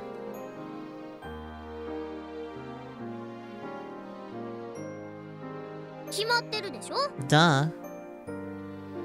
How are we supposed to know what to say when you just came up with it yourself? And by the way, I'm assuming CT refers to Chuo Tanegashima High. That makes sense. I don't think I've ever heard it shortened like that, though. Sorry to be a party pooper, but I don't intend on ever being a pilot again. Come on, it's not really the time to say that.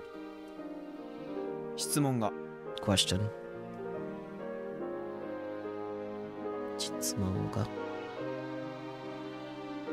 Subaru meekly raises his hand. Will you be helping with the design? If so, our design philosophies are completely at odds. How will you remedy this? Well, we just gotta talk it over, maybe? She's got no clue. This is the part where we're supposed to be hyped for the future.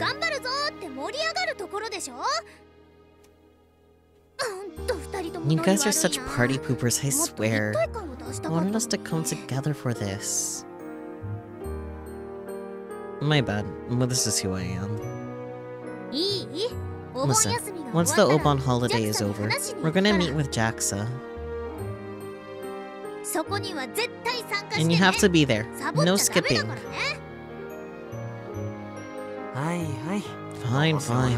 Not that I'm going to be very useful, but whatever. And it's not just you two at odds either, there's the interests of investors/partners too, I guess. She's as pushy as always. I can't help but smile bitterly. It doesn't really bother me though. It's just Sakiho's nature. I was a little worried because she seemed pretty down after Gunbuild 1's failed test run, but I guess it's fine.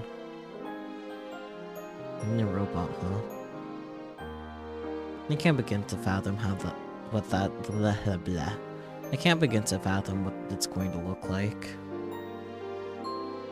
But I sure hope it's something a little better than Gunbuild 1.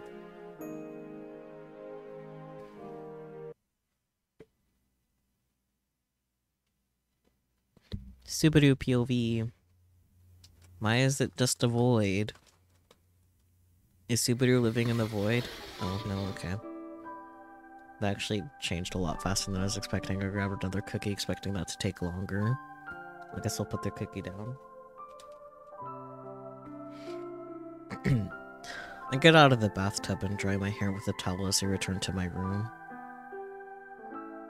Since it's the middle of summer, and even though I'm in shorts and a t-shirt, it's still hot enough for me to sweat. And that's how my glasses have fogged up. Since I can't see anything, I wipe the lenses with my towel.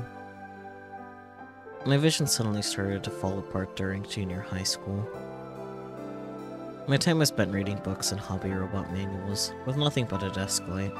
Before I knew it, I needed glasses. I think that was the first time my dad got mad at me because of my interest in hobby robots. Robots, eh?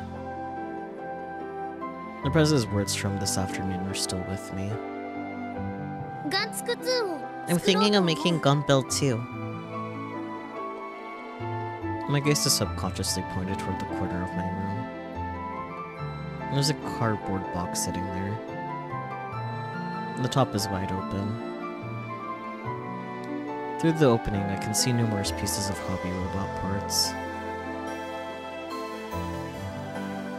My partner, who I had won 3 Robo 1 tournaments with, is stored there, now in pieces after I dismantled it.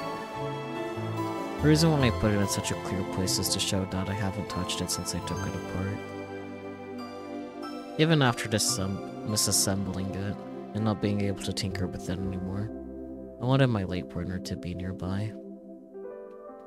I stand in front of the box. I stare deep into it. I don't dare touch it. I promised myself I wouldn't when I took M45 apart. All I can do is look. You're gonna be helping me design gun build too. Hey, I'm 45. I wonder why. Though I've put an end to it.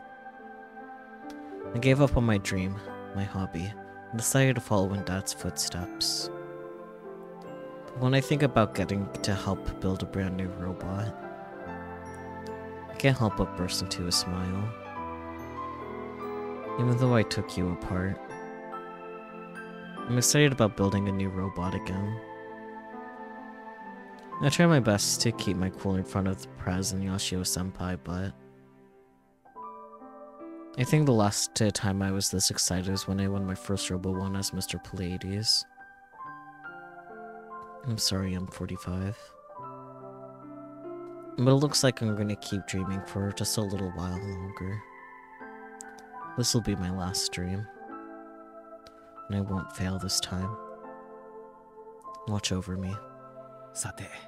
Now then, where am I going to draw up the blueprints? How about on your Pokécom? It's a tablet. The last day of the Urban holiday.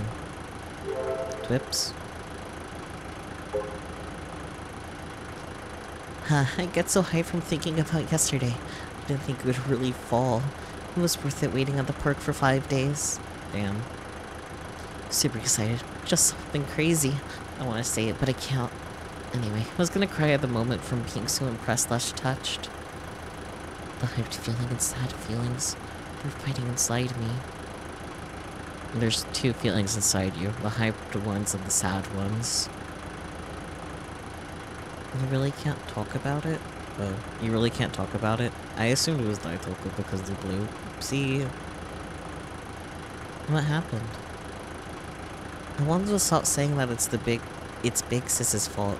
That was an accident, and no one at XCO was intending to do that. But they still air those words to the public. It's so harsh. Makes them look bad. Yeah, even people who don't care about XCO will feel bad if they get bashed on too much. If you stay on Misane's side, it'll be fine. People only look at what's in front of them. Can't be helped. To be fair, it is XCO's bad. Yeah, I'll go with that one. Because it is XCO's fault. No, I'm not gonna think about it. Just change the hype energy to power. One for all, Jakeen! I just noticed that I haven't cut my hair in over a year. But I'm just gonna leave it that way. Yep.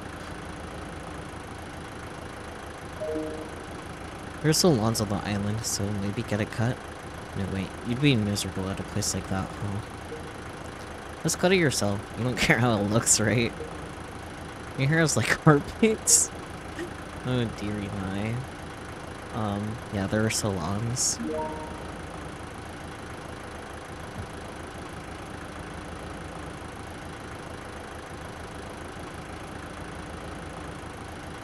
It's still a secret, sorry. Play 2 hours at the hangar, 23-0. What is a Boltvillian?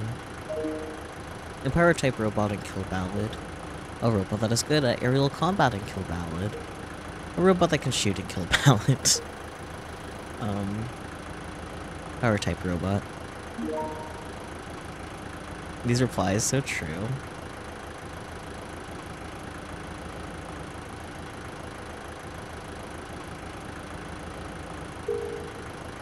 Why do I have to stand by at the teacher's office on a Sunday? I used to let the kids manage themselves and was fine. Be on board. Model 1 has room for improvement. Just tweaking it a bit would make it better. Think about the looks later. Kids these days don't know when to quit. 5 service robots destroyed in Shinjuku, Tokyo. Destroying 5 in a row is kind of like a blowout ball. I understand that feeling. They get in the way. And plus they talk to you even though you didn't ask anything. I was irritated from work, so I kicked them. If you do it too much, I heard you get reported, even though they were machines.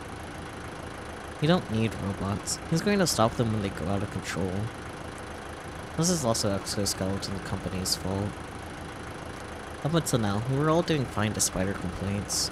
But because Exco poorly handled this whole situation, frustration was taken out on service robots that have nothing to do with this. I mean, there are many men who lost their jobs to those machines. Of course it's going to be a battle.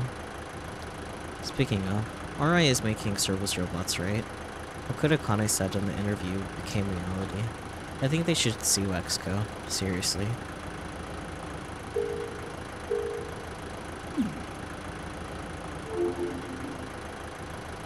Yes, the last day of Obon holiday. I followed Akiho to the hangar to find Doc loading up Model 1's engine.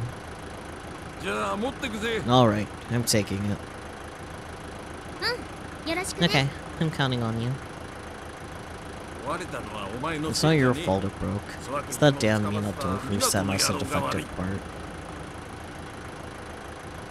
Minato is the owner of Minato Motors. He's not a bad guy, but compared to Kamata Motors, he's less cooperative. But you're the one who equipped it without proper outfitting. Just remember that. I will. I'll give it the overhaul for free since you've been a regular customer as of late. I'll haul it back here once it's fixed. Catch you later. That's nice. Honk honk. Doc gets on the truck loaded with the engine and takes off. The older man's been a lot nicer to Akiho these days. Maybe she's been better about paying him. It's definitely professional of him, but it's also kinda cold how quickly he switches his tone. Akiho watches the truck drive off with a lonely expression on her face. Even after the truck vanishes, she's still standing in place. So you're gonna fix Model 1, eh?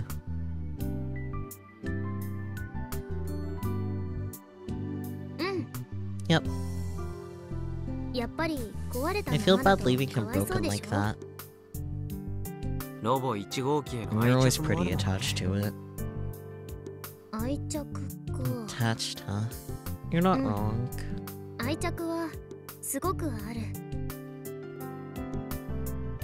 Model 1 is outside the hangar. The upper and lower body parts are still more or less attached, but since the engine is gone, the bolts aren't properly in place. Seeing it lying out in the open like this is sad, even when compared to its years of neglect inside the hangar. The cover tossed over it is just the icing on the cake. Akiho walks over to Model 1, and leveling puts her hand over the thin arm sticking out of the cover. I poured so much love into him. Plus, Vixus designed him. He's like our child in a way.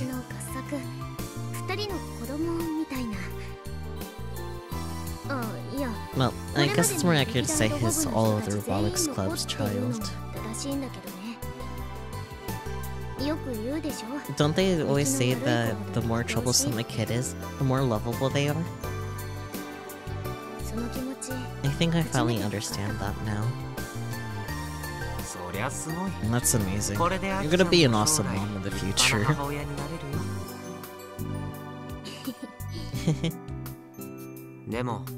But you're halting development on it, right? Yep.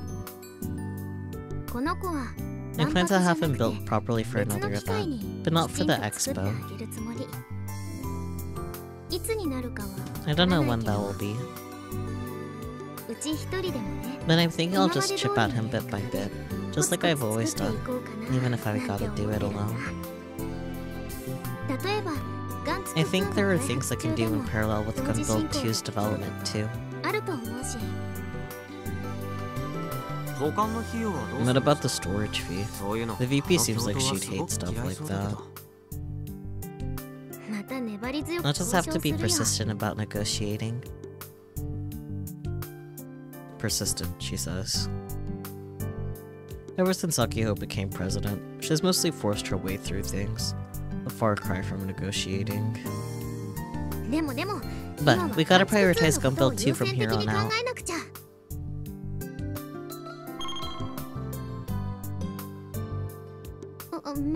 Oh, a message. Speak of the devil, maybe?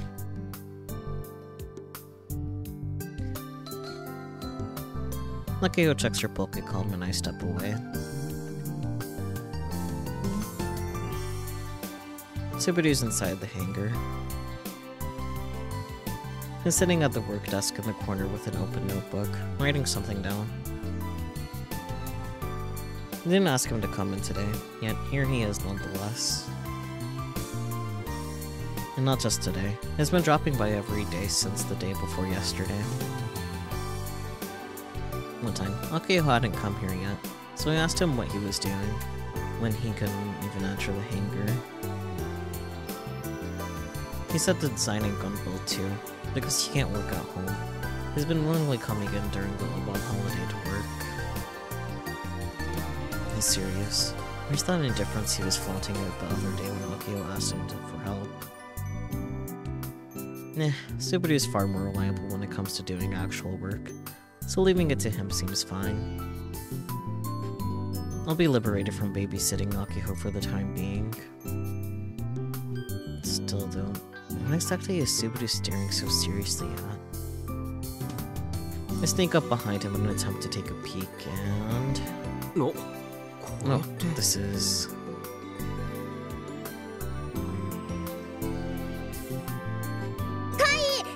Hi, Subaru! Akiho hurriedly rushes into the hangar. The time has come! The final battle is tomorrow! I appreciate the enthusiasm, but could you at least explain yourself first? Both Subaru and I are completely lost. What are you talking about?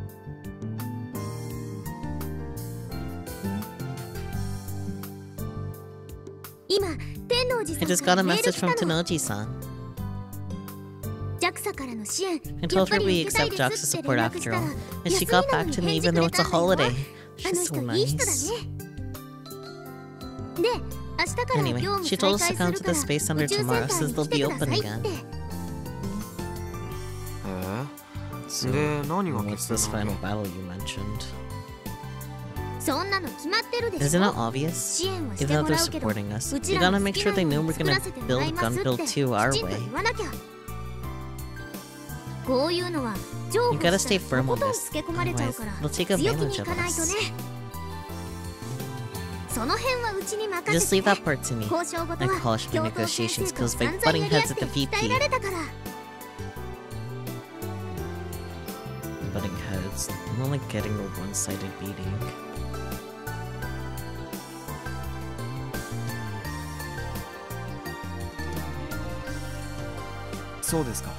Tomorrow, you say?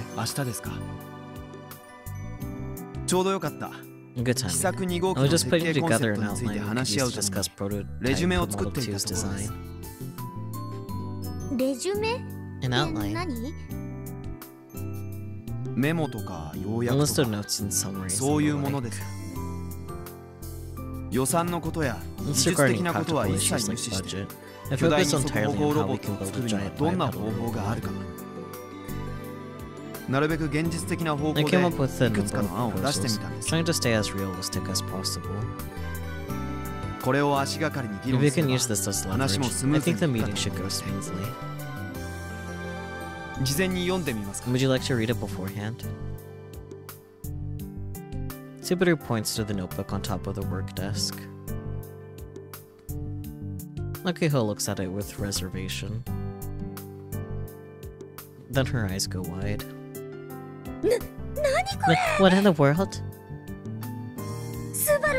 Subaru, you're a complete psycho. She gasped in disbelief.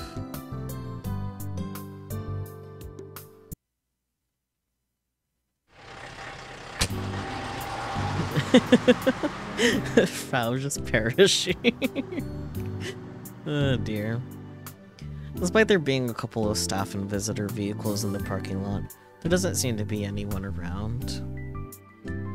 I haven't been to TNSC in like 2 weeks. Now we have around 30 minutes until our meeting with JAXA. I exit the bus, which only runs twice a day, massage my shoulders and crack my neck. Since Mr. Sonomiya and the guys from JAXA are giving us a ride back, we don't have to worry about the bus. If it weren't for that, I'd never take a bus out here. The pain, the agony, just the enemy. These sunbeams are seriously deadly. Kojiro-san, can you please try to walk at least a little? Poor Juna. Karate-senpai, you smell terror good. Sniff sniff. Not the sniff sniff. Hey, stop it.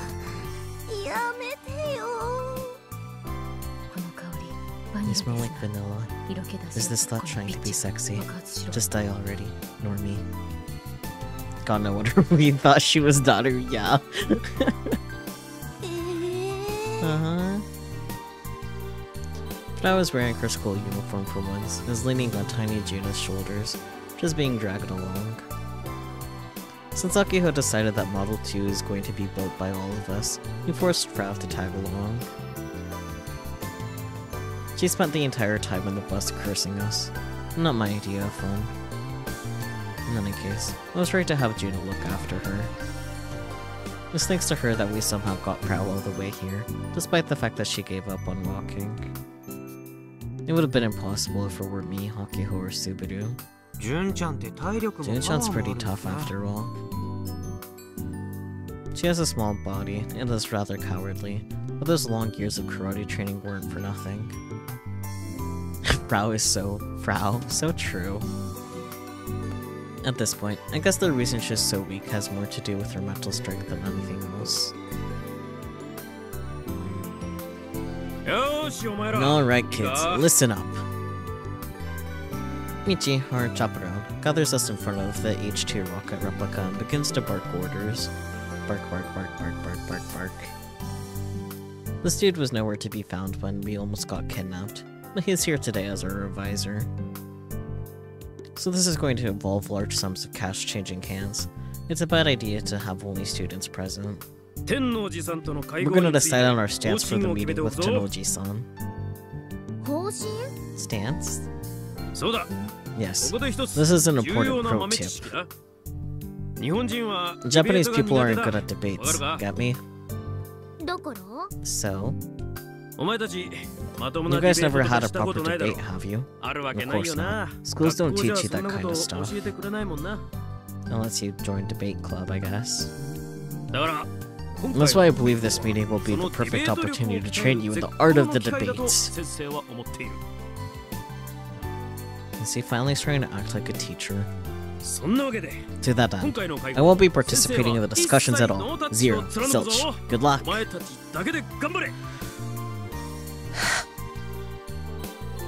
I expected nothing, and yet he still managed to disappoint. But, so you're abandoning us? What the hell? I take back everything I thought to myself. I'll be napping on a bench somewhere, so just report to me when the meeting's over and listen to me. That's that. You guys have got this. Go kick some butt. I can't believe how irresponsible he is. I wasn't expecting anything from him to begin with, and I'm still disappointed. That's what I said, Akiho! I don't think he'd back out with the meeting entirely. His lack of motivation is even worse than Kono-chan's. Well, there's no point crying over spilled milk. Let's be on our way or we'll be late. Hey, you're an underclassman. You're not the leader here. Didn't I tell you I'm not fond of athletic club-style hierarchies? Subaru spits out his words and begins to walk alone. The meeting's in the conference room of the Takisaki Observatory, the same place we were taken last time. The observatory is built on the tip of the carved-out cape. Visible from here, it's only 5 minutes away on foot. Come on, let's do a group chant or something. You mean your CT Blessed Spirit Yoraki thing? No thank you, we're not a sports club.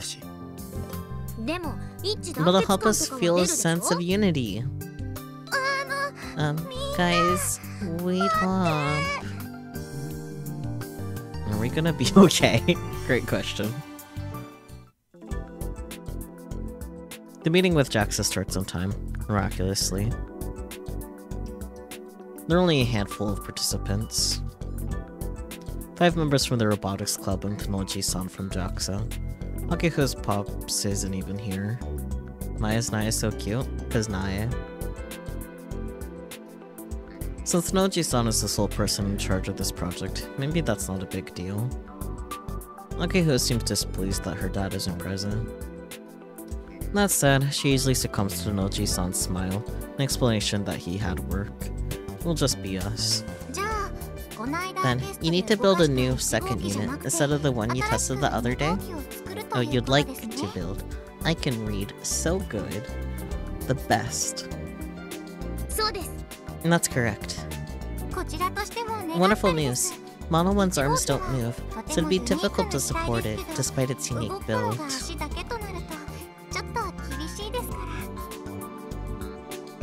This was her initial proposal, after all. Whether we receive support or not always hinged on accepting it. Plus, Akiho was the only one dead set on Model 1, so once she gave in, it was only a matter of time. There she was. So, have you already decided on a design concept for prototype Model 2? Not yet. I want to hear everybody's thoughts on the matter first. Allow me to explain. Subaru raises his hand and begins to speak with a trembling voice. I totally forgot his prone to bouts of nervousness. You might as well put on Mr. Palladi's mask. I prepared an outline. You don't have to be so nervous, Hidaka-kun. This isn't a job interview. Let's relax and have some fun.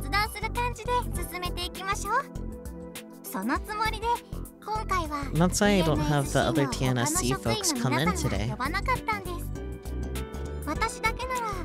I figured since I'm close in age to all of you, we could have a more relaxed conversation. Thank you. Subaru, still disoriented, pulls a notebook from his bag and opens it on the table. Wowee.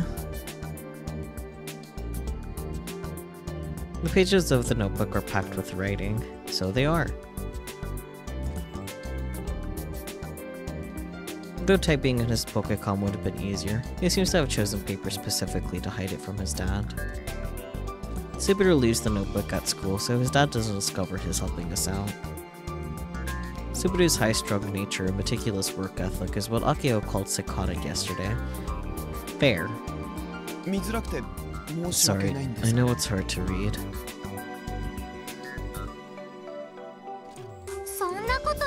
No, not at all.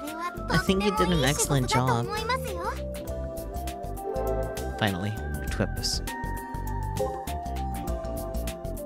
Congrats. I'll give you the privilege to cut a woman's hair. I mean mine. Oh boy.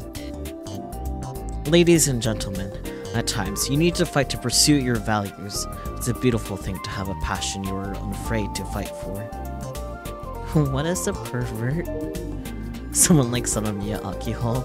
No. Someone like Kojiro Frown? Yeah. Someone like Nakafukada Mitsuhiko? I mean, yeah, but... Okay, well these are the options, so it's definitely Frau, but let me double check. Yeah, definitely Frau.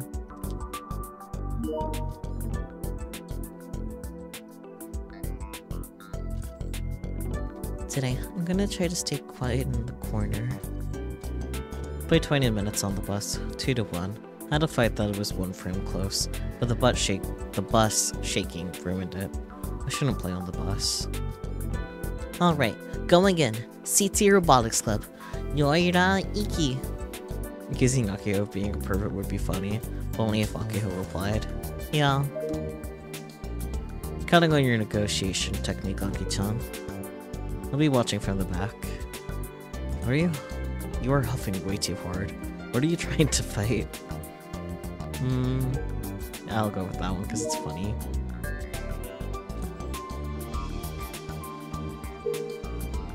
This is an exciting, nerve-wracking day. When I say youngsters trying so hard, it reminds me of when I was 20 years younger. What's this energy here at Tanegashima Space Center? Robot removal movement in the Middle East. Debates on regulation bill in the EU. Maybe Japan was the only one that was happy about the robot boom? Japanese people especially like robots, but it's not like that overseas. It's more common to reject them. So you're just going to ignore that overseas makers are making giant robots too? I think that the Middle East has more resistance against robots especially. At the end of the day, it's really preconception. They don't really understand anything about robots. You say that, but how much do you actually understand Middle Eastern culture? People just make assumptions. Thank you for calling that person out. Not that either of these people are real or have anything to do with the story, but still, I'm glad to see it. Actual Twitter would never.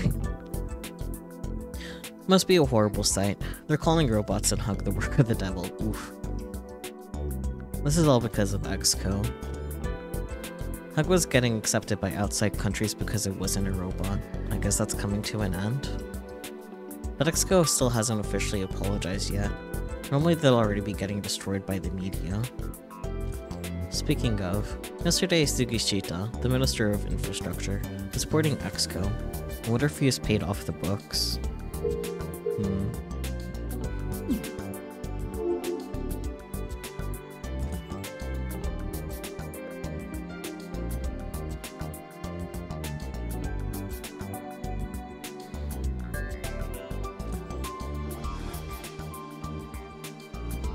Tsubaru-kun, stop blushing and go on with your explanation.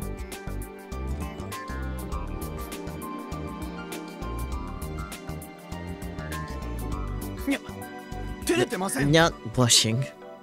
Sure you are, buddy.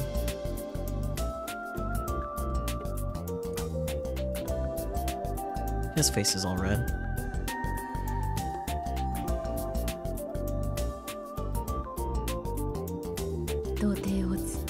Virgin Master Race.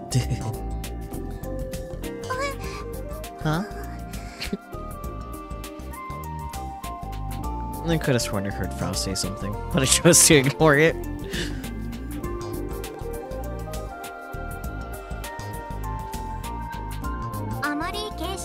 Let's not get too caught up in a specific format, and just open up the table. You can use the whiteboard too.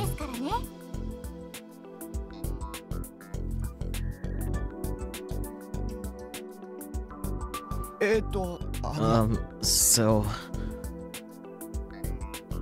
Subaru starts fidgeting. This isn't good. He's so nervous that he's lost his usual cool. No. I don't think Hidaka-kun was the type to get nervous. I can kind of relate. Juno says that she sticks her tongue out teasingly. Both Juno and Subaru have poor mental fortitude, I guess. Frau's a shut-in. And Nakiho and I are just idiots. Man. There's not a single reliable person in this club, is there? Aki-chan, give him some backup.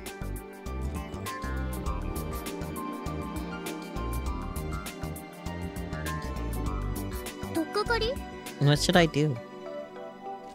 How about reading from his notebook? Subaru-kun can just correct you if you make a mistake. And I'll take the pressure off of him and let things move more quickly. Show us what you're made of, Madam President. Alright, I've got this. Sorry, thanks. Subaru forfeits the notebook to Akiho. He's as logical as always when it comes to stuff like this. Akiho gets up from her seat and stands in front of the whiteboard.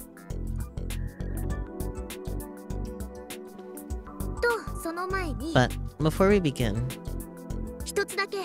I'd like to say something as the president. Akiho looks at each of our faces.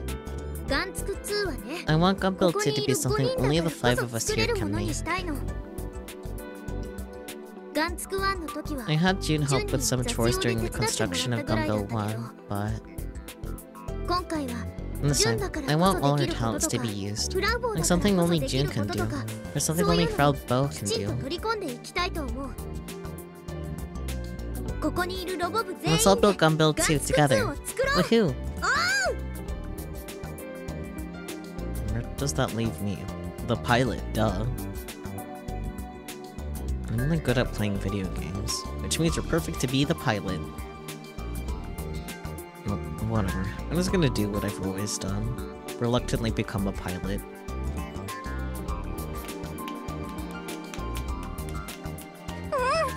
Yes, that sounds wonderful. Didn't I sound like a bona fide president just now? Until you saw that, yeah.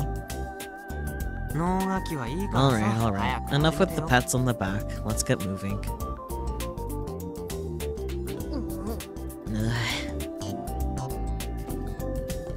She gets carried away whenever she's praised. So it's important to maintain a good balance between complimenting her and scolding her.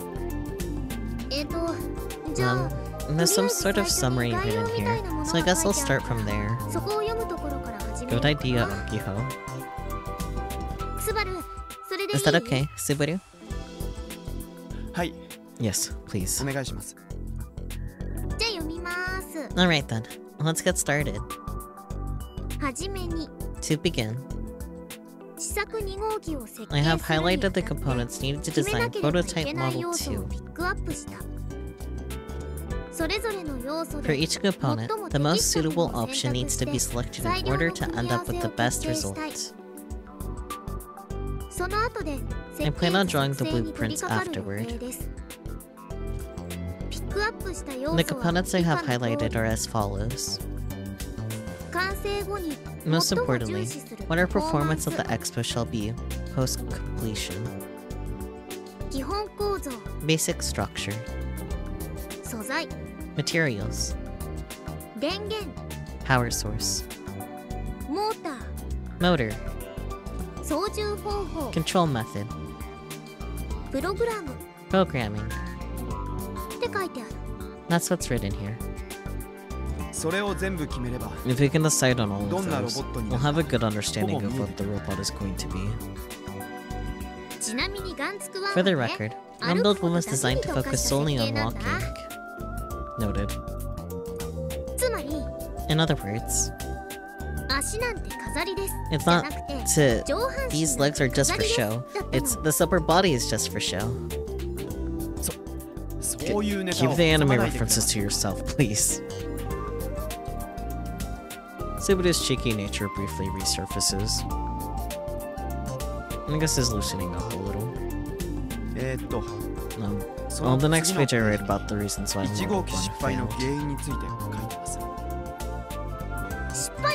Model 1 didn't fail though. Model 1 moved, yes, correct. However, it's a stretch to say that Model 1 walked. She flips the page, all the while making excuses. Model 1 failed because we did not have access to good materials, and the tech we did have prepared was insufficient. To support this, if a major company with enough capital and good tech used the same blueprints, they would be able to make a fairly serviceable robot out of them. Places such as Conda, US Robotcom, and Alde all have good track records. One could also argue that the bar for Model 1 was set too high during the design phase. No matter how strong a design, if you don't have the means to make it happen, nothing good will come of it. Subaru, could you stop trash-talking Model 1? I mean, he did walk like he was supposed to. Regardless, it's still considered a failure, at least through the eyes of society.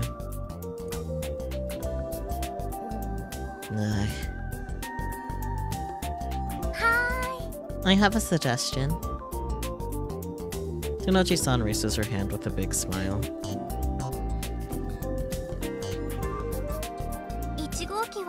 Model 1 can only move its legs, right? I don't think there'd be any point to making a robot that was equal to Model 1 or worse. If possible, I like to see the arms, legs, hips, and even the head move too. You know, like the robot that Yashio-kun was operating during Robo 1. It'd be difficult for even a world-class manufacturer to build a robot of that ability at over 10 meters tall. Yeah, I figured. But we can't know for sure until we try. I want to avoid building it without a plan in place. Personally, I believe that Model 1's design constitutes as rape. Hello? Uh-oh, Subaru's getting heated. That was some questionable language just now. Yeah, it was! Hello?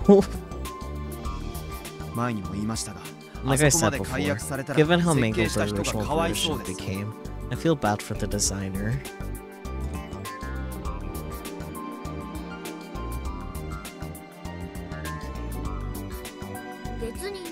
I didn't modify it because I wanted to. No, but you had to, all because your planning was insufficient. We only have 6 months to build Model 2. We need to figure out our limitations and decide on the scope at the planning stage. By the way, how many servometers did Tanagashi Machine 3 use? It had 24. Why? If we attempt to mount that many on a giant robot, the motors alone will be a lot of added weight. But if you want to make it move intricately, you need at least that many. You mentioned our expo performance earlier. If you're planning on being at the expo, you need to think about how you're going to appeal to the audience. Just walking won't be enough. In fact, you'd be better off getting rid of that function altogether and having a dance or something. Unless you mean like just the upper body dancing, I'm not sure you can really, like, remove the ability to walk and instead dance. Like, I feel like a lot of functions there are the same. Once again, unless it's just upper body movement. A robot that specializes in dancing. That might be easier to build compared to an all-purpose robot. Depends on the type of dance though. That's what I was saying. For example, you could limit its movement to its upper body. That's what I was just saying. Have it do the pada pada.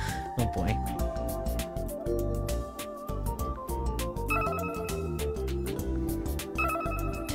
dance that exploded in popularity among young women in the 1990s. It is characterized by its simple choreography that focuses on hand and foot movements that make it easier to perform in groups. The dance is usually performed while remaining expressionless. If someone finds the link to what the Para Para looks like, please put it in the Science Adventure channel.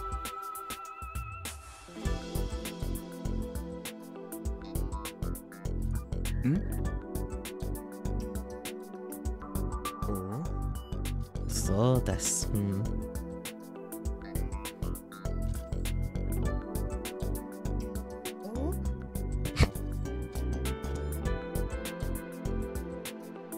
Everybody goes quiet.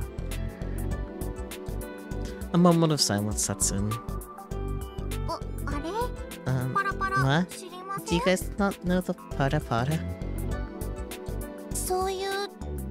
Isn't that a dancer or something? Yeah, it's popular among high school girls in Shibuya and Harajuku. Or, I guess it used to be popular. Crud. That was over 10 years ago. Talk about a generational gap. Even though we're only like 2 years apart. Believe it or not, it does happen. Wikipedia article example videos from 2009, so no, they don't die. Maybe it's just a difference in where we were brought up. I mean, there's that too, because Tokyo versus middle of nowhere, but... Let's get back on topic. If it just has the upper body movement, we could design it without worrying too much about leg strength. I want Gunpil 2 to do something other than dance. That'd be hard to do, right? Plus, you're all forgetting what lies at the foundation of Gunpil 2. Foundation? And what do you mean?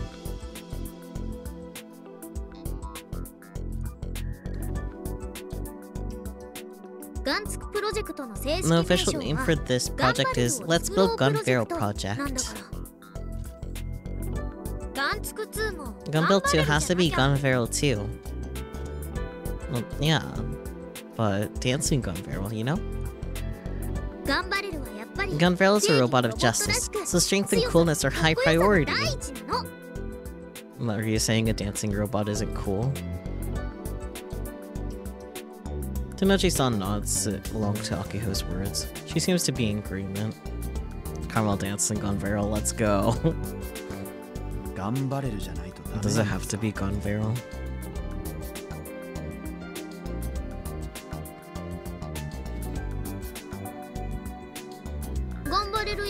Do you have any robots besides Gunbarrel that you want to make?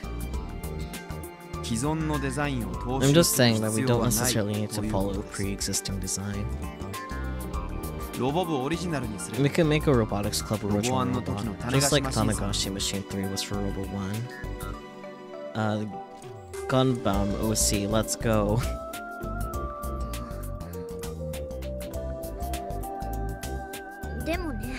But... why do I have... ah. Someone DM'd me. Anyways. Like you hope pouts. The Robotics Club has been working on the Gunpil project since it was founded. I want to carry that torch forward. Is that so bad? It's nonsense. I shove 4 fingers into Subaru's mouth after he makes his declaration.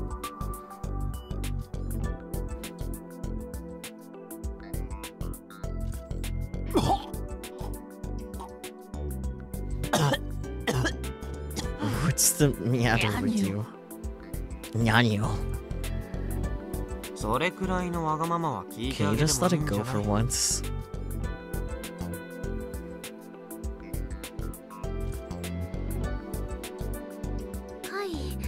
Kai.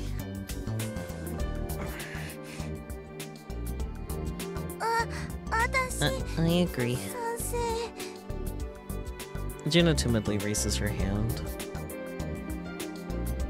I raise my hand as well. 頑張れるに One vote for Gunfarrel.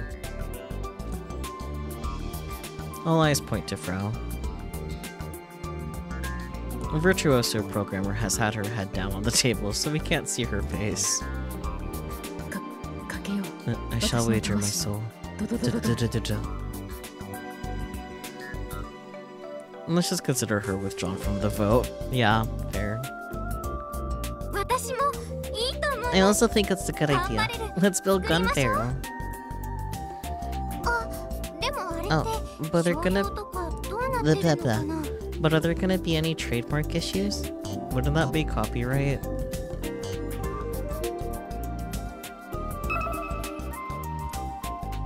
Trademark, a recognizable symbol, design, or expression which identifies products or services owned by a company as established in trademark law. Yeah, in this case it would be copyright, not trademark. I don't think you can trademark a character design. I think it potentially run into both. Maybe? But like, I don't think you normally trademark characters. I don't think that is trademarkable because like, logos and name, like business names would be, or like phrases for a company too, like slogans. Not like characters.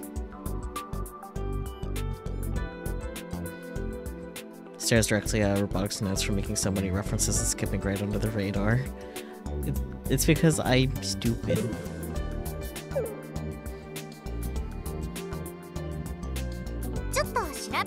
Let me look into it. We may have to get permission from the rights holder. Yes, that. Characters aren't technically trademarked, but take Steamboat Willie as an example. That's a specific like iteration to those, not specifically like Mickey Mouse, so that's part of that whole thing. I don't know.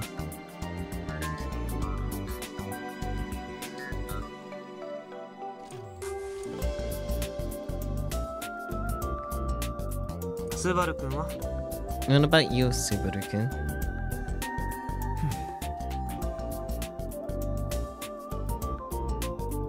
Subaru lowers his shoulders, an indifferent expression on his face.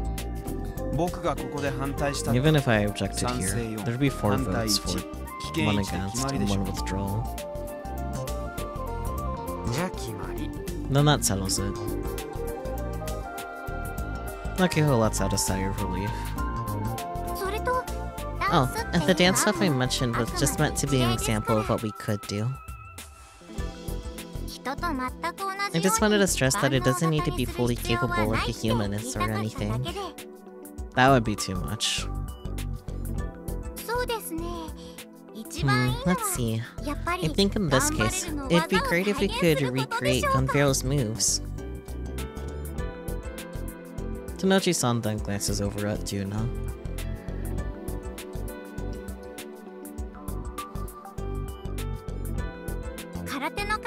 Maybe we could have her perform a kata to demonstrate its strength. A kata? In the clip from the short, everyone is familiar with this trademark because Disney uses as a logo for their animation studio. You can run into major legal trouble yanking that part of the animation despite the fact that it sure itself is public domain. Yeah, but like, that's not the character being trademarked, it's a logo being trademarked, you know?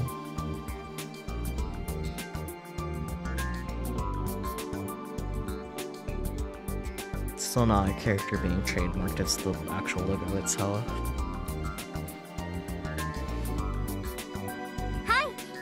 Yep, we have an experienced martial artist here after all. How does Tanoji-san know that Juna used to be in the karate club? Did she look up the info on her own? Had it somehow not been mentioned before now? Just friends with the Juno and Tupo too, so maybe she found out that way. Anyway, it'd be wonderful if we had a performance like that that could draw an audience.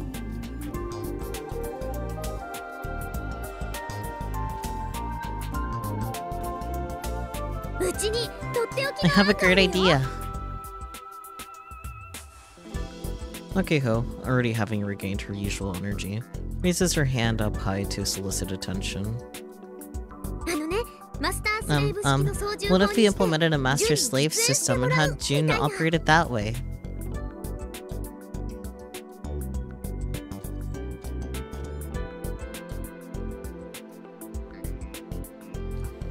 What would be the master in that case?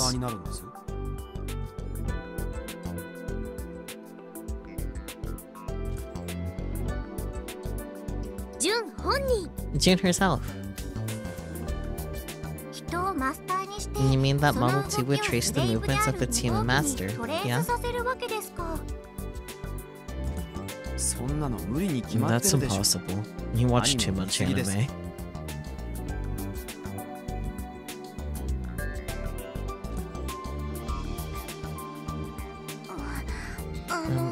What's a master-slave system? That's what I was wondering too. It's a type of robot control system in which the movements of the master are directly traced by the slave. I feel like there's so many better ways that this could have been phrased. I'm not blaming like the dev team at all, just whoever coined this, because like Puppet is a good option, you know?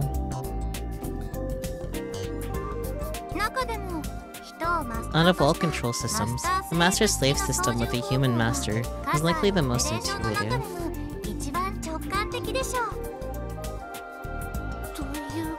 So, if I perform a straight punch, the robot will do the same?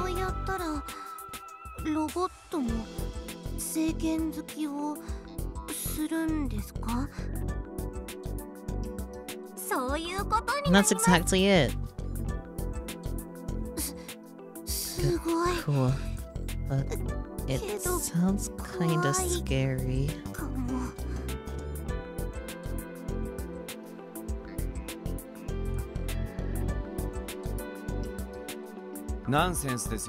It's nonsense.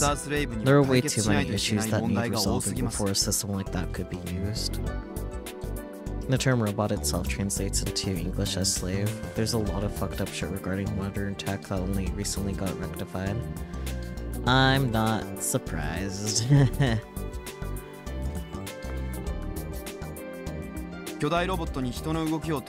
we tried to make a giant robot trace human movements, it would instantly twist and break the movement it moved. The materials used and its motor functionality would have to be dramatically improved over Model 1. I'm just kidding. I didn't think you'd analyze it so seriously. I don't think there's anyone in this room that does not have autism. Maybe Nai doesn't, but like everyone else, everyone in the robotics club, they probably have the robot autism.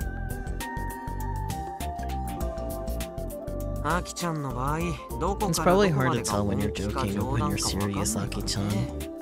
Especially if you got that robot autism.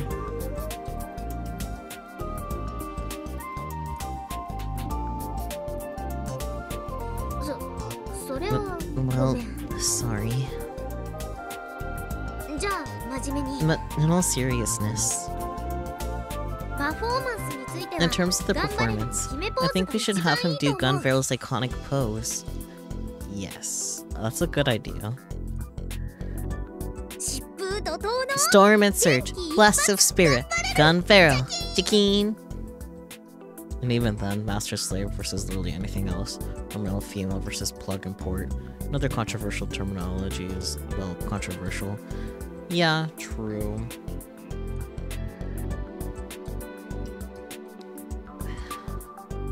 Despite, like, gender being, you know, a social construct, I can at least kind of understand male and female for, like, plug and port type of things.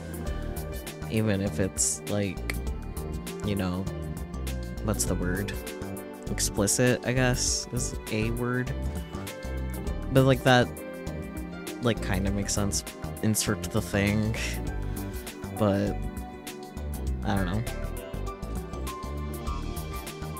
Objectifying springs to mind. That is a good thing, not what I was thinking of though. But it objectifying the genders, I guess. Objectifying both gender roles at once instead of just the female gender.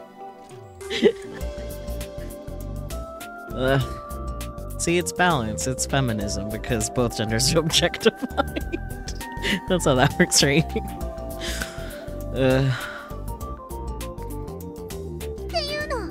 Like that. I think it'd be fairly easy to just have it make a single pose. I guess it does make going through old-timey adapters fun. Oh, sick, a gender changer. I'm gonna transcend this plug's gender so hard.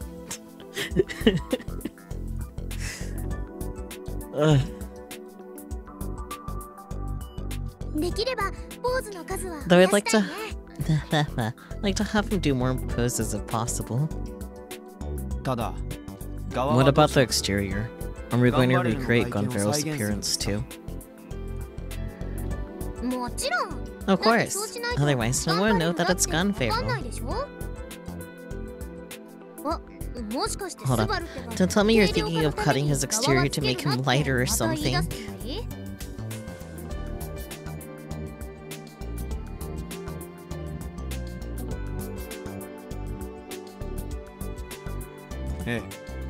I am in fact thinking that. If you want to have more motors, we'd have to lighten the robot accordingly. Otherwise, it's going to be tough. Can we just make the legs beefy again? Even Model 1's legs were way chunkier than the original Gunvero's. If you don't mind it being ugly, sure. I mean, I don't disagree, but... You don't? I mean, look at it. Look at Model 1. More motors means more joints. And the more weight there is, the more stress that's applied to said joints. And joints are particularly tough.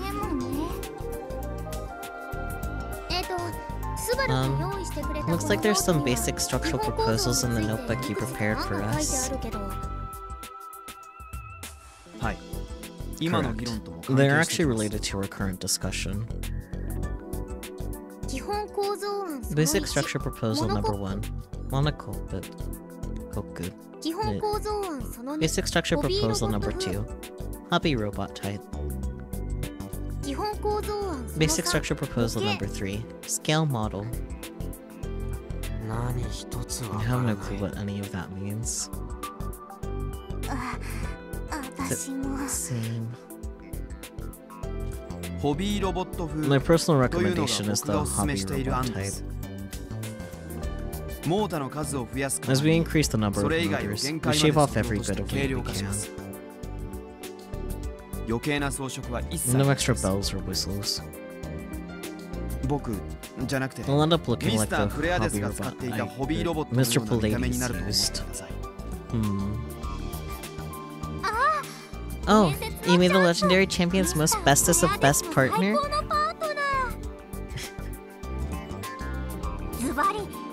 The M45, right? That robot is so cool. And Mr. Pallades is super mysterious. He looks like a prince from somewhere far away.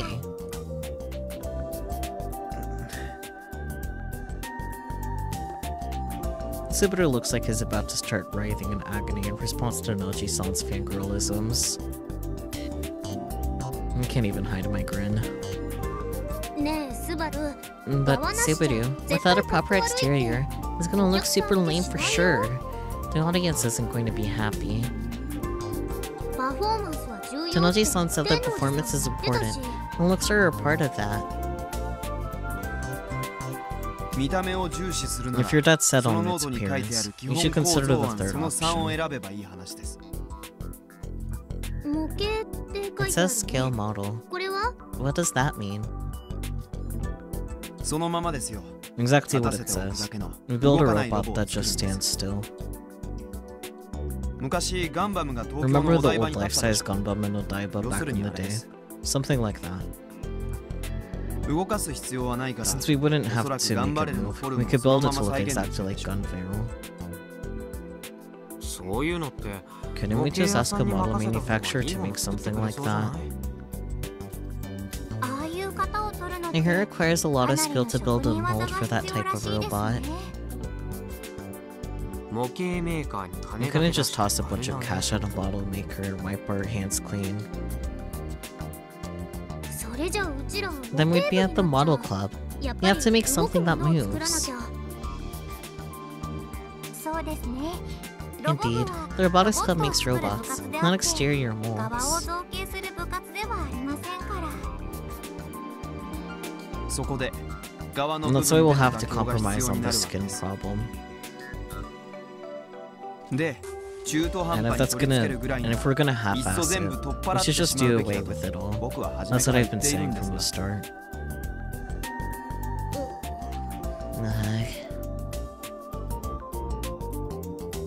Feeling at a disadvantage, Akiho looks over Subaru's notebook without replying to him. What about this monocoque thing? The monocoque structure?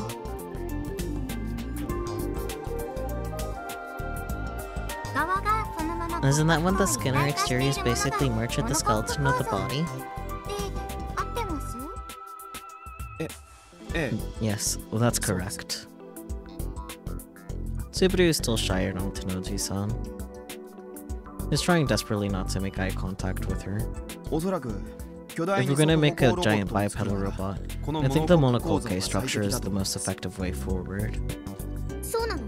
Really? What would it look like? A robot. The most iconic example would be the Gene 2, currently in development by the French company Renault. Monocoque? No, I think you're wrong.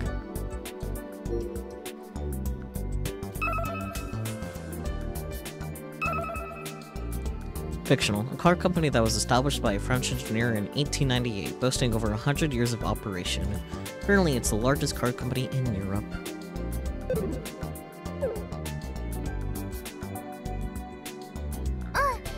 Yep, that's right. It features a curved exterior. It has a more rounded structure overall, yeah? Curved structures provide better stability too. The monocoque structure is ideal if you want to recreate Gunvero's form.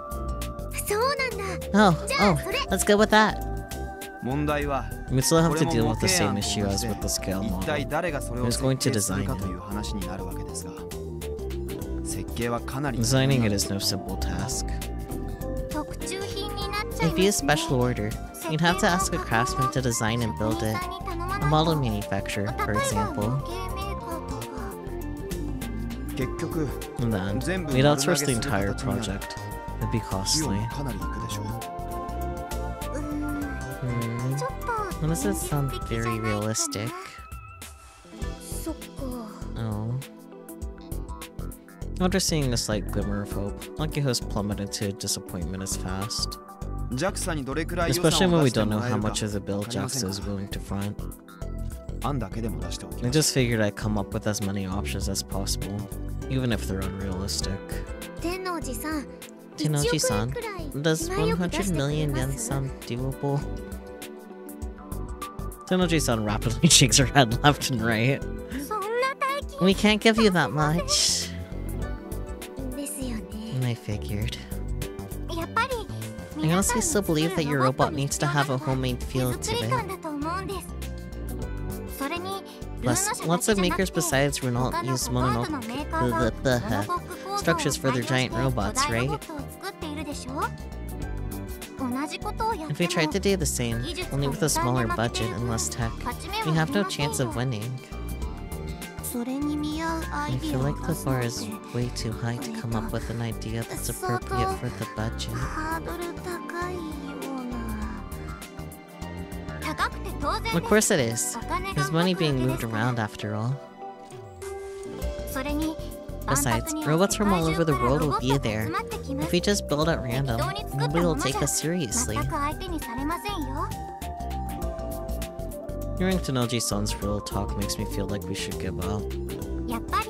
So I agree with Hidaka-kun. The hobby robot type is best suited for what you all want to do. And then, depending on what kind of performance we'll be doing, we'll figure out what needs to be cut and what needs to be focused on.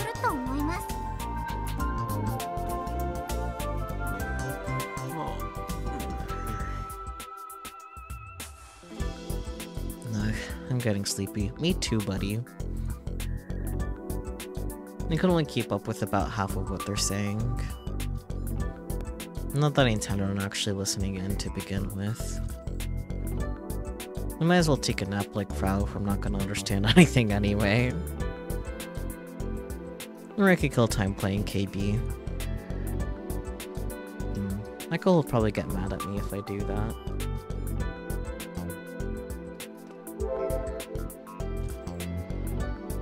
I might lose stare on my Pokecom after opening it to pass the time. Maybe I can give Akiho cat ears again using the cat ear mode from a while back. Crap, I deleted that.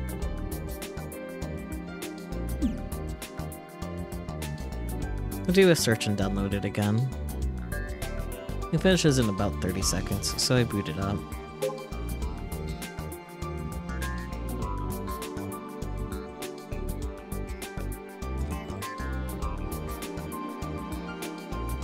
Without her noticing, I give Akiho cat ears in a maid outfit in AR.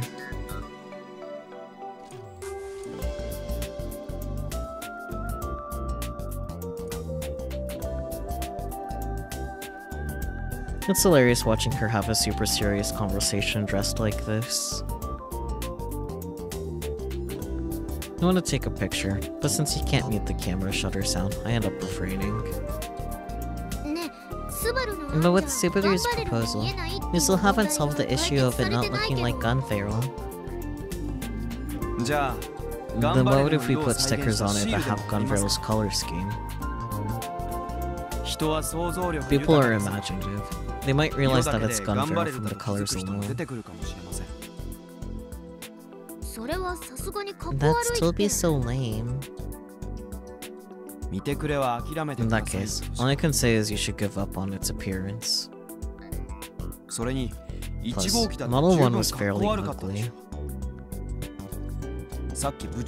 You said as much yourself, Prez. And that's just how it turned out in the end. I wasn't trying to make something ugly. I don't care, with or without its exterior. I just want it to look like Gunferrle. Exterior, eh?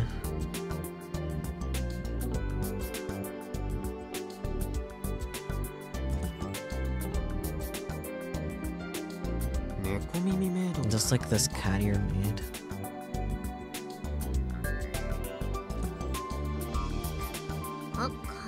Kai, don't tell me you were goofing off while we were talking. Yashio-senpai's been putting cat ears on pedestals and grinning about it.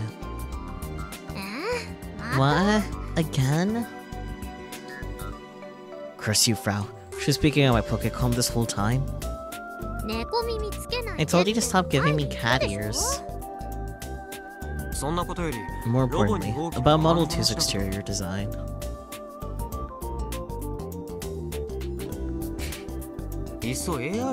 Why don't we just use AR? Like this cat ear maid outfit.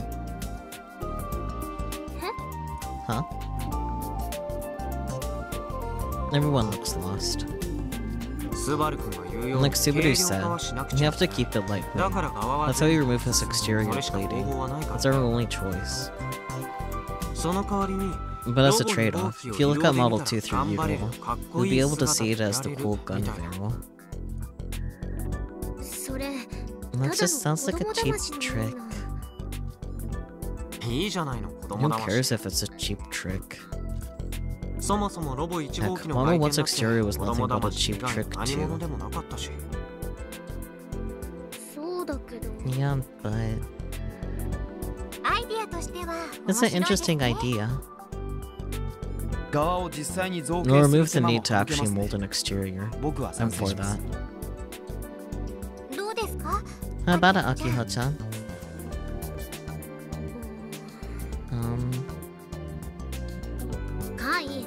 Kai, first of all, delete those cat ears. はいはい。 Fine. アプリごと削除 The ね entire app, I mean. But he just re-downloaded it. Poor cat ear mode. Maybe it was fated for you to be erased from my Pokécom twice over. Not that I'm really all that attached. カイの案で引っかかる There's one thing that bothers me 一 with つだ Kai's proposal. けその AR He's gonna make the AR gun フェ pharaoh 誰が model. 作るの Except for Al, except for Al, except for Al. そんなの作る必要な We い。 don't need to make one. データを流用す We れ can ば just それで reuse 済む the でしょ。 data. データ Data. ギルバラのデ The ータ。 code ballot せ data. っかく The 作者が creator is ここに right いるんだし here. And the creator is still collapsed on the table like a dead fish. そっか You're right. ギルバラのモ The デリン KP グ model is super アニメ accurate to the かなり anime. 忠実だもんねコナちゃん、そんな感じで Kona-chan, 大丈夫 are you okay with that?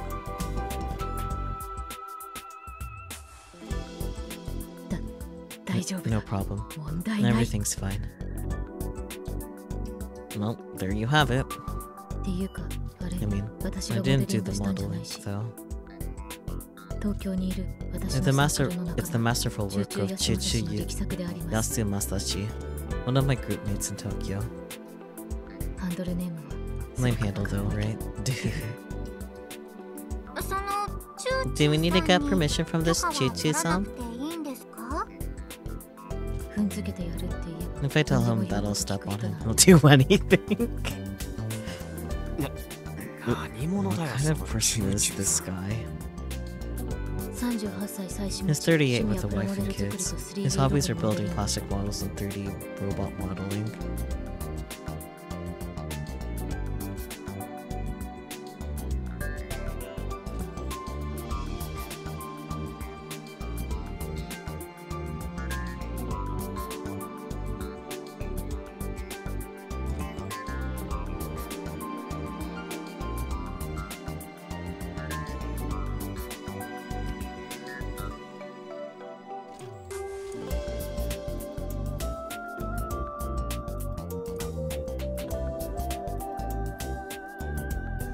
Yeah, okay.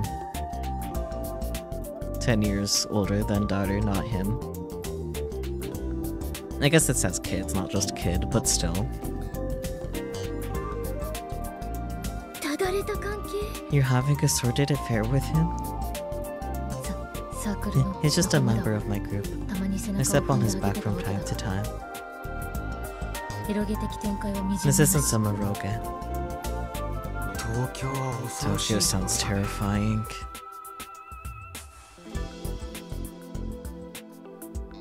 その変態グラフィッカー I 氏の couldn't 話 care は less どうで about もいい some です perverted graphics designer. どうするんです What's the plan, Prez? 予算と時間を考えると Considering the budget and remaining その time, 方法が I'm starting to 一 think 番な that 気が this is our してき best た option. わかった Alright, let's go with 採用 Kai's するね proposal. ありがとうカイ Thanks, ナ Kai. イスアイデア Great だよ idea. You're quite welcome.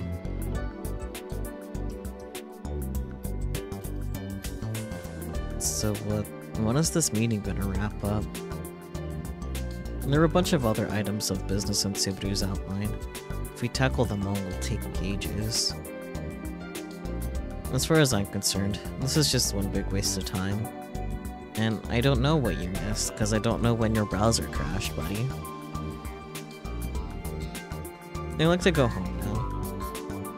側の問題は解決し We ました solved the issue of its まだ appearance, 課題は but we still 山 have 積みです loads of topics left to cover. 例えば素材 The materials, for example.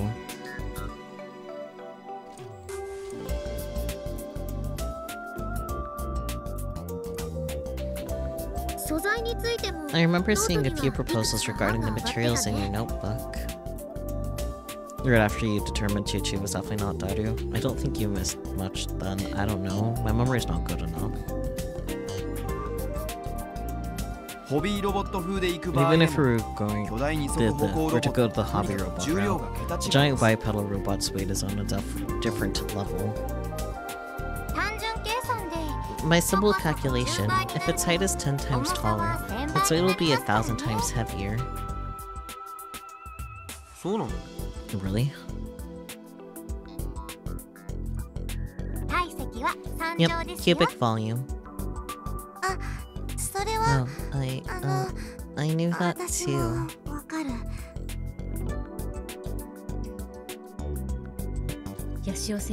Yashio-senpai has the brain of an elementary school boy.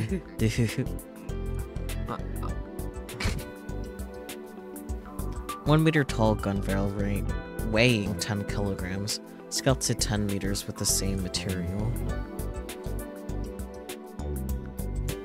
Would weigh 10,000 kilograms and be 1,000 times heavier. But I was too embarrassed to say that aloud.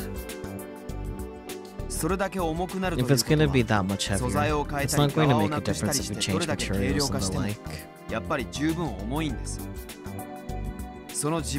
the legs won't be able to support its own weight, especially if we increase the number of joints. As a countermeasure, we can either make the legs thicker, or use material that can withstand the total weight. So, what are some of the solutions you came up with, Subaru? And there's the iron, stainless steel, duralumin, carbon, aluminum, magnesium.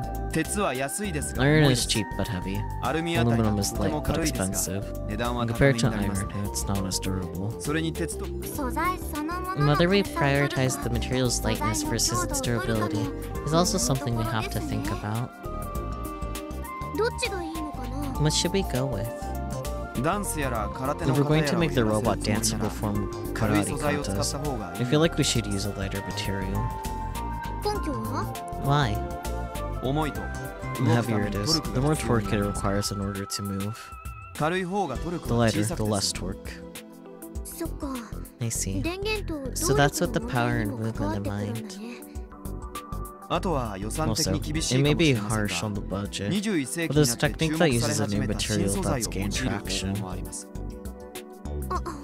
Oh, I see. It's written in small letters on the margin. Carbon nanotube, CFRP, etc.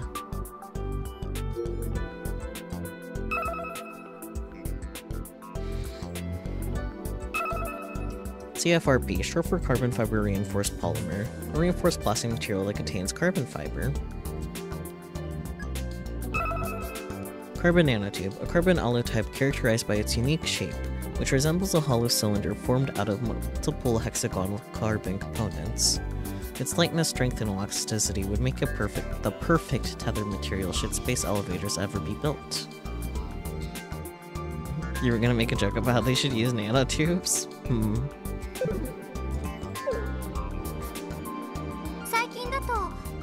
More recently, I've heard that the exoskeleton is building a prototype hug using graphene.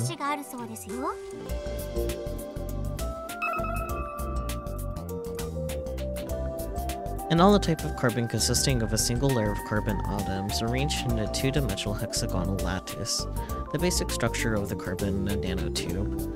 The 2010 Nobel Prize in Physics was awarded to researchers who succeeded in creating a single-layer separation of graphene for the first time in history.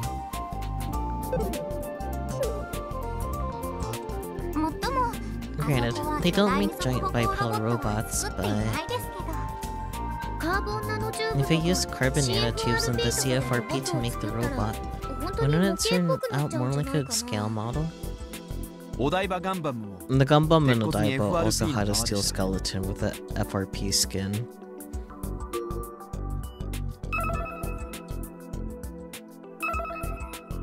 Short for fiber reinforced polymer, a plastic with increased durability while still remaining lightweight, and often achieves this by adding glass fiber or similar materials to the material.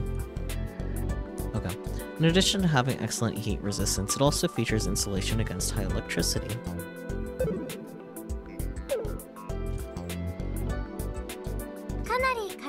I believe he'll reduce the weight tremendously.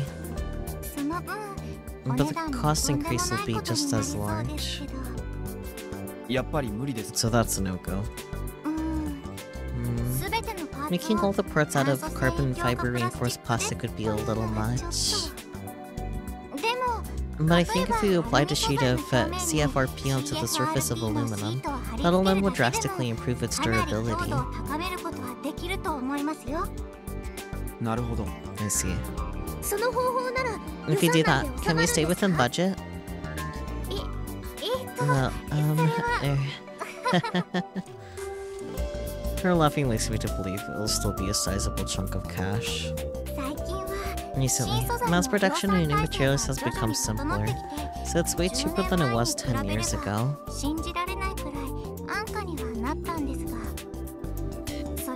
But even then, I still think it'll be rough on the budget. Let me talk to the higher-ups about the material issue. Looks like she's gonna give it a shot. But Mr. Sonomiya is always complaining about how JAXA doesn't have as much money as NASA. And we probably shouldn't expect too much. Now let's put the material discussion on hold for now. And talk about how we're going to power and move the robot. It's come up a few times already. This is going to greatly affect weight reduction. For Gunbill 1, the diesel engine and generator were really heavy. It was nonsense to even consider putting a diesel engine in a robot. Wait, really? Mr. Fisher said the fastest way to get a robot moving is to mount an electric automobile engine to it. She wrote that as a comment on the Gunbill 1's blueprints. I'm sure that eliminates the need for a generator. But, be that as it may, its force is insufficient. I'm not really following. Juno raises her hand timidly. A car will move with an engine, right? Yep, that's how car works. Good job, June.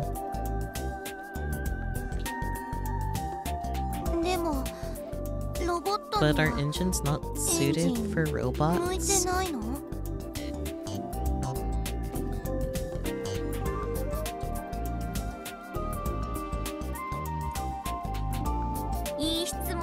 Excellent question.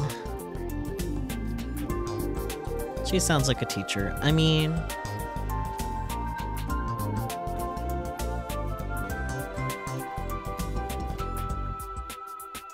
she might be better in that role than Michi. I mean, that's not tough competition at all, though.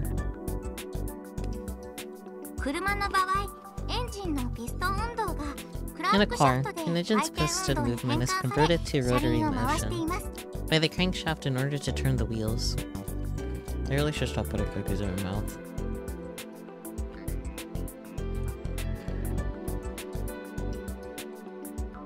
Cookie good though, and I'm slightly hungry.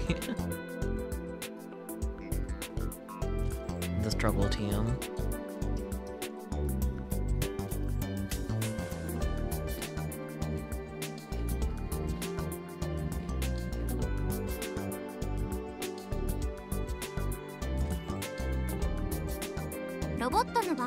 For robots, however, we need to move the servo motors, not the wheels. But unlike the wheels of a car, servo motors do not necessarily all face the same direction. Plus, we're not trying to move all of the motors at the same time and the same speed either. And that's why simple rotation mechanics won't work. At the end of the day, we have to control each motor individually.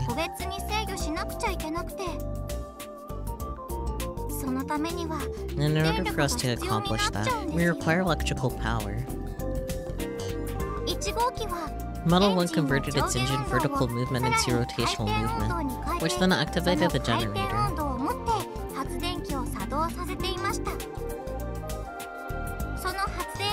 It then moved each motor with electricity it generated. So it was fairly inefficient. It should have external engines attached via cable.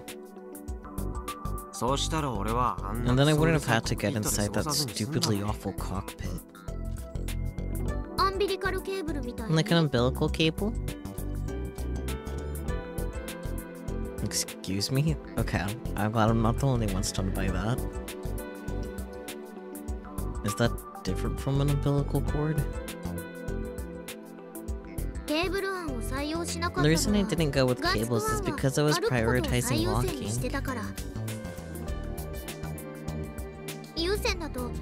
If it was connected by cable, we would have run the risk of the cable breaking off and getting tangled around his feet. And that's why it was stored in the body. This is how it's been since the original blueprint phase. With that walking speed, I thought there was any risk of that happening. What about the small power generators you see people using for stalls at summer festivals?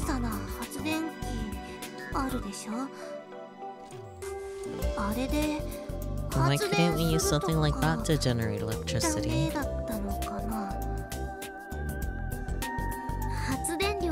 I don't think the output would be enough. Even a diesel engine meant for trucks couldn't do the trick. What about a monopole? A small generator would only move gunbill 1 speed a few millimeters if that.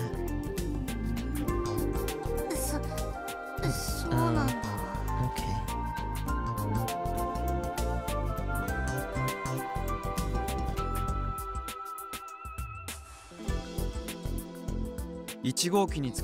Model 1 servomotors being powered by electricity also had an effect.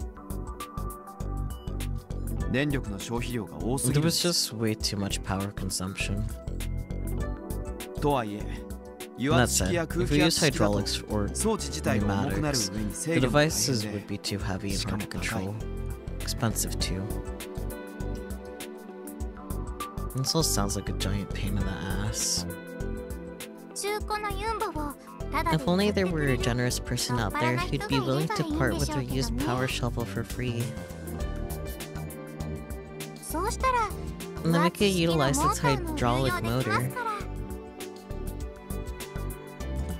There's no way a sugar daddy like that is going to appear out of nowhere.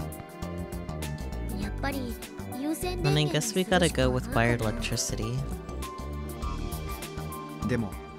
Your sister's concern about wires getting tangled was and is still a good point. You're nothing to write home about, but your sister's quite the designer. Wow. Excuse me? Calm down, Aki-chan. It's just pointing out the truth. Don't gang up on her. Here, have some skull. Have some soda, it'll make you feel better. Akiho touched a bottle of skull into her bag before... Akiho tucked a bottle of skull into her bag before leaving for the meeting. Can you be a bit more heroic at times like these? Akiho pouts and takes a swig from the bottle.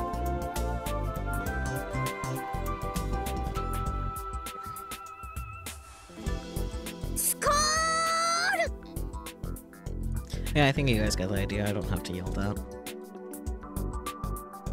It must be nice to be able to regain your energy with just a single drink. Let's assume that we'll be using an external power source for now. We could always make it a wireless system. Oh, a wireless power supply, right? I remember you telling me all about that a while back. I hear a lot about that tech these days.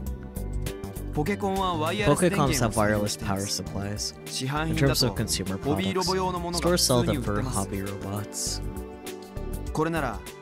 We wouldn't need an engine, generator, or batteries. We wouldn't require cables either. It says in your notebook, electrical and magnetic field resonator. Is that the official name? Correct. They're also known as magnetic resonators. Simply put, it's the same principle as resonance with a tuning fork. Isn't it expensive? You said so before. In order to extract energy from it, we would need a giant coil, so it might come with a high price tag. Have you accounted for the coil's weight? What?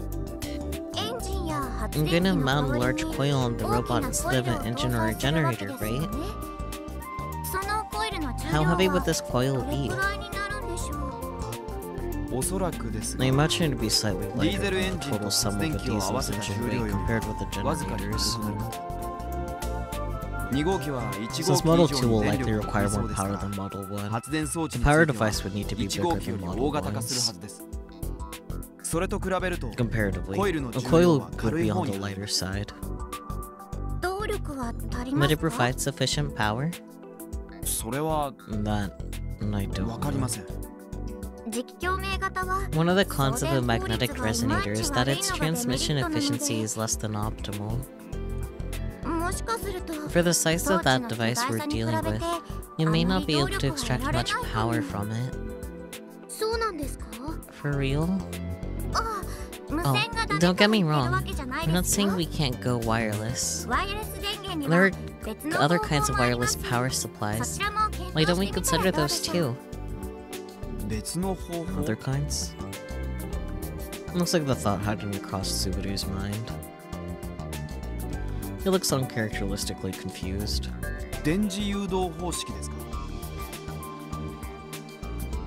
You mean electromagnetic induction? That's what Pokecoms use. The issue is that they only transmit power over a few centimeters of distance. Not that. There are actually a couple more ways you can do it. Tonoji-san starts looking something up on her Pokecom. Oh, right here. Laser transmission and microwave transmission. Microwave, huh? Both of them use the same principles of electromagnetic induction. The only difference is the method of transmission. Power is converted into EM waves, laser beams, or microwaves. EM waves have low directivity, so the energy easily disperses. The laser beams and microwaves, unlike EM waves, have very high directivity. In other words, you can transmit energy farther without worrying about dispersal. Huh? Cool. Let's go with that then. Oh, but microwave transmission isn't suited for powering giant robots, so just ignore that option.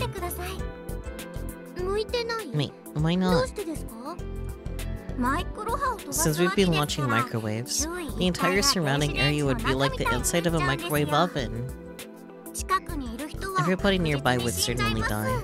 Like, the person in the cockpit, for example.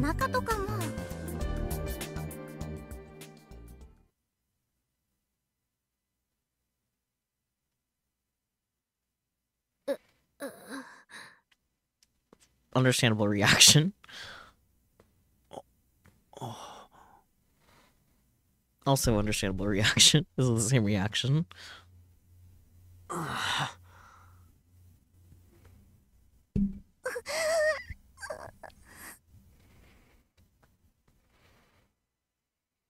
How can she talk about something so gruesome with the usual smile on her face?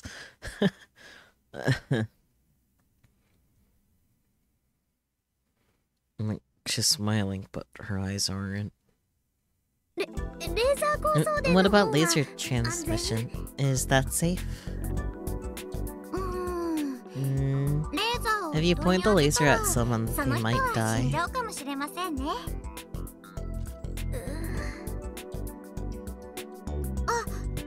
Oh, but laser beams glow and are visible to the naked eye. They also only travel in a straight line. And the danger of someone dying is a lot lower than if you used microwaves. And the transmission device would end up being a whole lot of work. But for the receiver, you'd only need to mount a parabolic antenna and the battery onto the robot. How big would they be? If we were to manually aim the laser from the transmission device, then the size of the antenna wouldn't matter. But since the robot will always be moving, a small antenna might be a bit difficult to target. So, we'll need to take that into consideration, and make sure we pick the appropriate size. Laser death beam, huh? Akio closes her eyes and crosses her arms. She then slips into thought. It's like she's in a trance.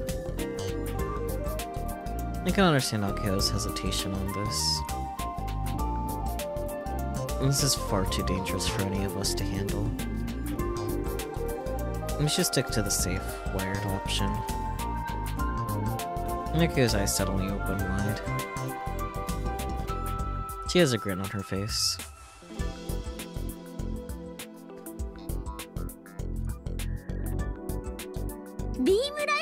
That sounds kinda cool, like a beam rifle or something. I totally forgot that's who you are, Aki-chan. You're just that kind of girl, huh?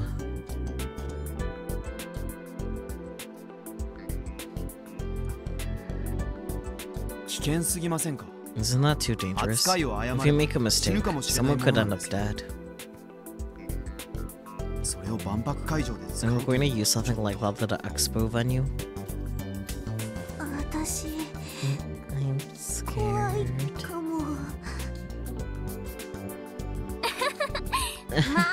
Well, that's just assuming we go with a wireless power source. I'm just here to point out that the technology exists. I also personally think our best bet is to go with a wired power supply.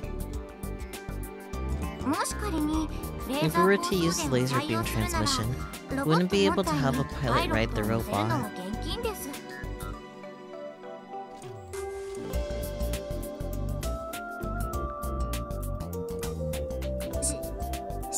Because they die? Tsunoji-san nods her head. A cold chill runs through my body. Even if we don't use laser beam transmission, it should be remotely operated. Guys, don't tell me you're still obsessing over the master-slave control scheme. It's absurd, not to mention infeasible.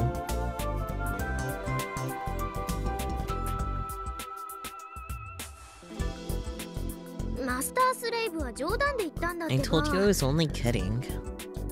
But I do insist on having someone ride in the cockpit. I've wanted that from the start.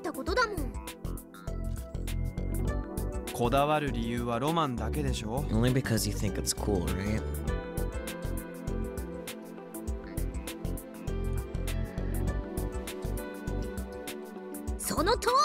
Exactly. Well, here we go. Like I've said a billion times, a robot's true value lies in being able to ride inside of them. I personally want to spend the most time on its cockpit. I was really unsatisfied with how Gunbuild 1's turned out. Do you want to operate a robot with control sticks? You do, right? Don't look to me for approval. Oh, and a 360-degree omnidirectional display. It showed the front, back, sides, above and below of the robot. But that might be a little too normal, actually. And the master slave system would also be really great. Akiho. The reason I said it was just a joke is because it's kind of embarrassing. With a master slave, the pilot would have to wear a skin-tight suit, right? I can't just show up in something like that. I'd be so embarrassed. If I were the pilot, fine. But imagine if me or June had to do that in an emergency situation or something. No, I'd die of embarrassment. Anyway, even though a master slave system would be crazy cool, it's unrealistic. So, if you ask me, I'd probably go with a handle if I wanted to avoid cliches and then Akiho suddenly comes to her senses. She looks at us with a stiff smile. There, I guess I got a little worked up there. Nice illusion, Romao. You sure look like you're having fun, Akiho-chan. We're not playing with toy robots here. I'm sorry. She really loses it when it comes to robots. Shouldn't we ask the pilot for his opinion on the cockpit?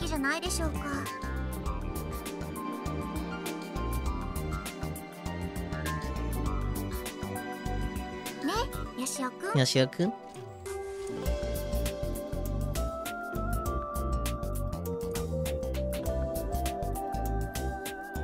Ugh, is she really asking me? She just got finished talking about a power source that'd kill the pilot if they were inside. How nonchalant. I don't want to die. Then. I don't remember volunteering to be the pilot. No, please. Weren't you the pilot during Robo 1 and the Model 1 test run the other day?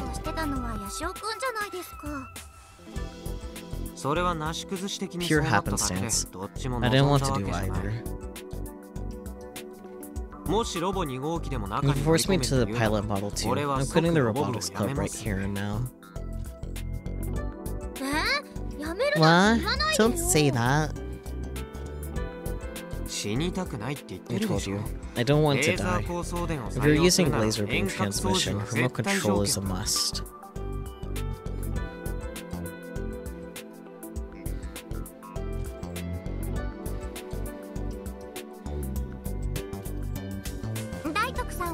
What about you, Daitoku-san? Huh? Me? Asking Juna will just yield the same answer. I heard you're also a pilot. I was just told to do it by the president. Oh, I mean, the space candy president.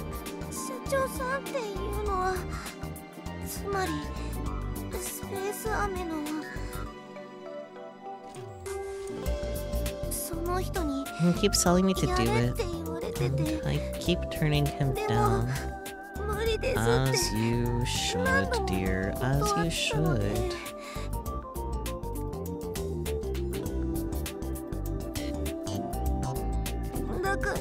So, I haven't done anything really.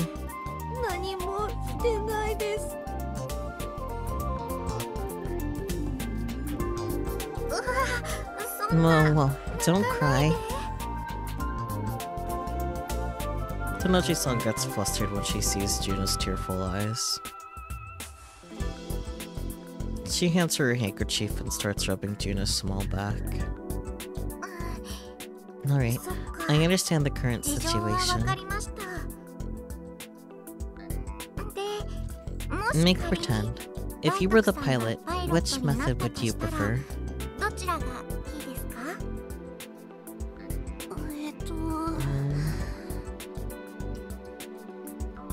Juno glances at Akiho to check her expression. Akio wears a lonely smile on her face.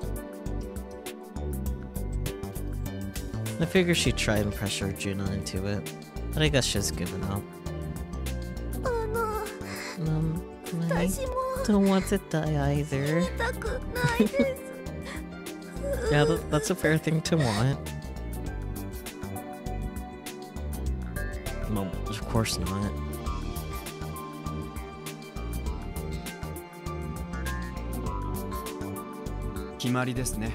That settles it. Remote control is the way to go, especially when you also consider the weight issue. Okay. Kai and Jun's lives are more important than building a robot. I don't want to put them in a dangerous situation. Wow, an uncharacteristically decent opinion.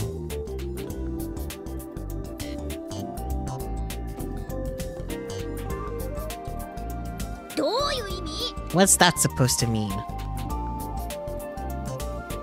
She glares at me. Just like her older sister did.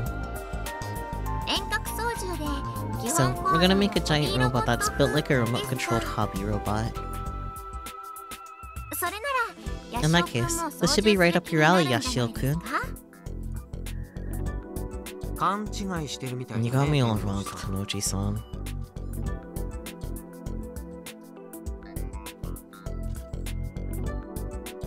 The reason I agreed to do at Robo 1 is because we had the KP control scheme available to us.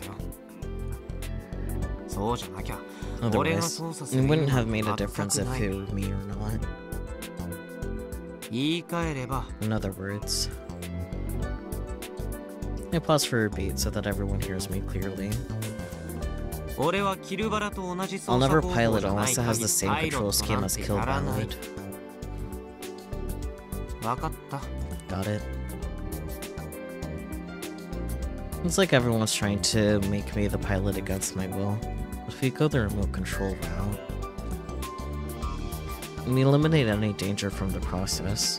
Yuna could do it, and our sponsors would be happy.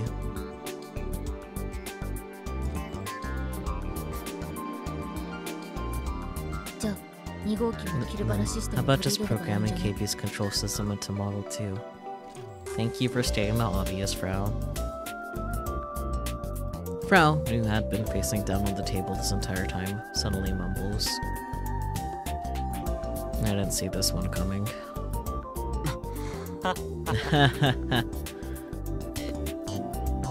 I tried to laugh it off, complete with a fake smile. Unfortunately, Akio latches right on.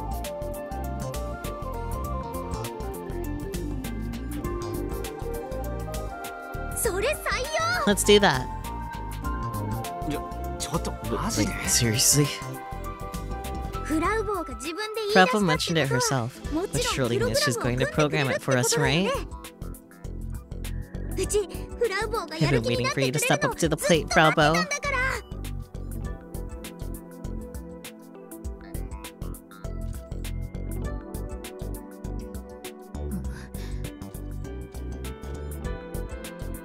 Frau turns the other way as Akio draws closer.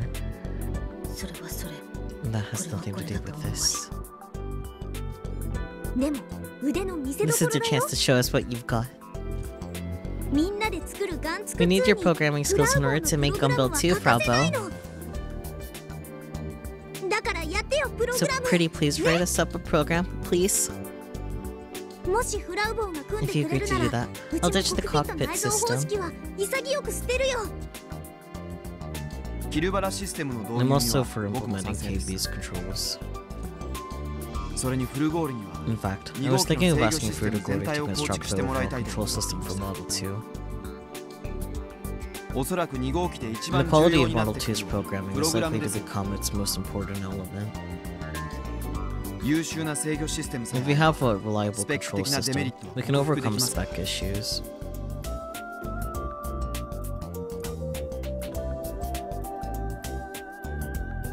No thank you. Frau frowns and shakes her head. I'm terribly busy. Ain't nobody got time for that.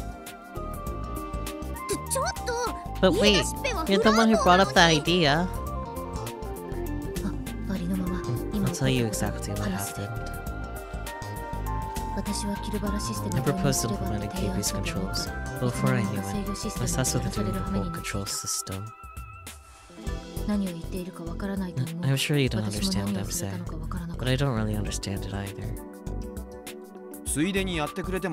You might as well, right? Aren't you a self-proclaimed prodigy? Don't make it sound like programming is no big deal. I bet you think I just sit in front of a PC and tip-tap put the night away or something. I understand. Yeah, no, it's not easy at all. Don't you underestimate programming. But plus, I don't know the first thing about a real robot's programming. Did we upset her? Maybe the endless storm of demands from KB players is starting to get to her. Subaru, on the other hand, looks unfazed. So Keiko ends up apologizing on his behalf. I'm sorry. Really, I am. But you're a member of the Robotics Club too, Fraubo. And you're the only one who we can trust with this. I didn't join because I wanted to. I only write the programs I want to write. This isn't good. She's totally upset. Let's put this programming issue on hold. We're probably not going to get anywhere right now.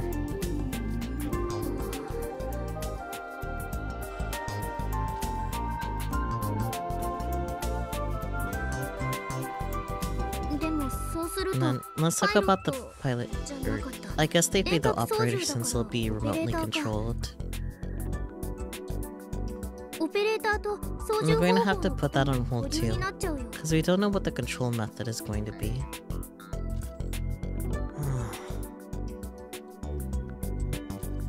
Frau brought up the KB system, so does she intend on programming it into the robot? And she does. I'm gonna end up having to be the pilot or operator. Let's put that on hold too. I can write a kill balance system configured for giant robots. Curse you, you damn shut-in!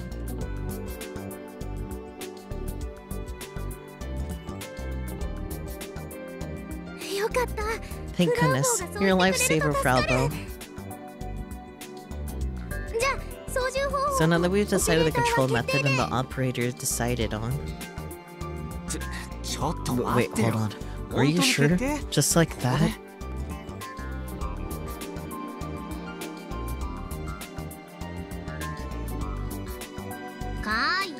Hi. Did you already forget what you said earlier? I'll never pilot unless it has the same control scheme as Kill Ballad. Own up to your words, Kai. She's acting like she's my big sister or something. Then you'll have to be... It is decided. This is the dictatorship. I demand this club be shut down. Fine, let's take a vote. All in favor of Kai being the operator.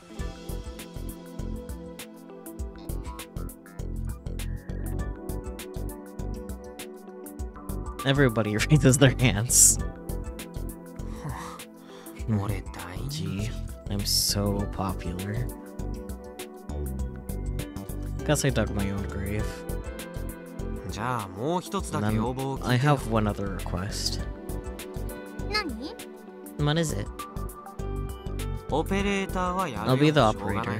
I don't really have a choice in the matter. But there's a lot of pressure for just me to handle. Can we at least make Jun-chan the sub-operator?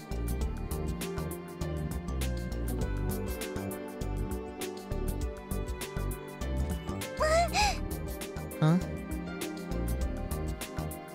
Juna jolts in response. なんでそんなびっくり Why し do て you るの look so surprised? ロボ1号機でも You were technically 君一応 one of パイロッ Model トだった 1's でしょ pilots. それは Well, その like I さっ said き言った earlier, みたいに that was only because the Space Candy president said.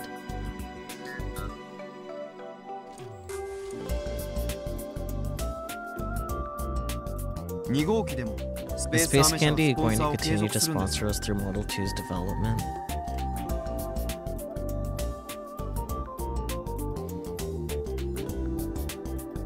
それはあの Me 社長 won't さ know んと until we 話してみ talk ない to と them. わかんない。あの社長の意向も重 What 要 the だけど president wants is 俺の都 definitely 合で純 important. ちゃんにサブ But を I 頼 personally みたい want Jun-chan as my sub-operator. の前と違って危険 It は won't ない be し dangerous this だっ time. てよ Can you help me out? ヤシオくん。 Nashio-kun. After hesitating for a while, Juna meekly nods her head. I can, あの if I can be of help. 私で役に立てるなら If only she gone. Alright, let's do it instead. But I can't imagine Juna ever doing something like that. Anyway, I've managed to avoid being the only person responsible. I'm happy just to have an excuse to get me out of club activities. As long as Juna's there, I'm good to go. 未解決の問題が一つ We have one 残ってい other ます unresolved matter to discuss. Will this meeting ever end? モーターをどうする The motor. 電気駆動式サーボ An モーター electrically driven Torque servomotor won't have enough torque and will consume too much power. ダンスや空手の方をや It'd ら be せるのは impossible 無理 to で make し the ょ robot perform a contour or a dance.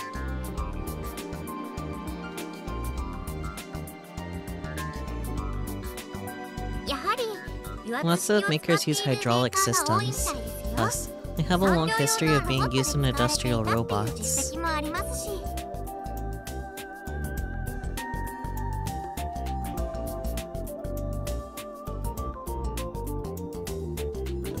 ですよね Indeed.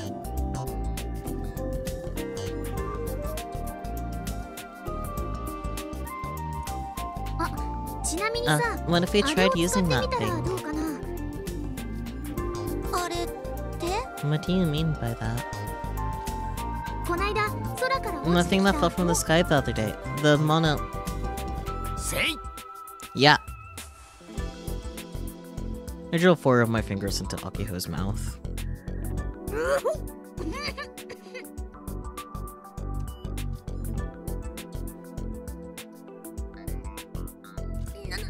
What are you doing? Right back at you, Akiho. I swiftly transitioned to a headlock while Akiho squirms. I keep our idiot president's head under my arm. あれは内緒って Didn't you 約束 promise to だった keep よ that a ね secret? Akiho immediately stops resisting. Once I let go, she goes quiet, tear-filled eyes and all. どうしたんで What's すか going on? あれ What's that supposed to be? A secret.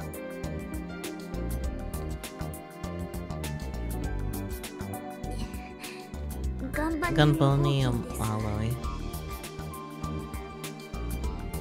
What a lame lie. それ That's just fictional. ギャグのつもりで言おう It と was し a たんで joke す in けど violation of our ロボ刑事 club を2 code 章 of 3 conduct. へ The president may be 追いかけが過ぎる dismissed for と joking 部長を around 解 too 任されるに much. 抵触すると気づきましたなので I realize I made a mistake. I apologize. I'm glad she gets it. I guess we'll place the motor situation on hold as well. Subaru obviously clears his throat and forcefully ends the conversation. でも大体の But 方 we 向 have 性 a は general 見えました idea of the direction we should head in, 少し保留が多いです though there are a lot of things on hold. 今日のところはここま I で。 think we can call it a day. はい。有意義 Sounds good な to me. 話し合いで This した is a very productive meeting. 保留している部分を And hopefully we can nail 早 down く the 詰め込 more んでいきたい nebulous ですね。 issues sooner rather than later. 2号機の設計 Who's は gonna be 誰か designing Model 2?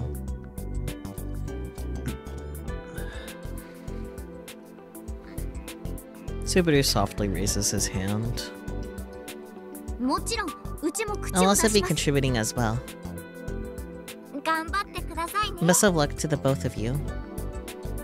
今話した分のパ I ーツ believe the に parts つ we いては discussed today should stay 多分 within 予算内 budget. に収まるかと思います。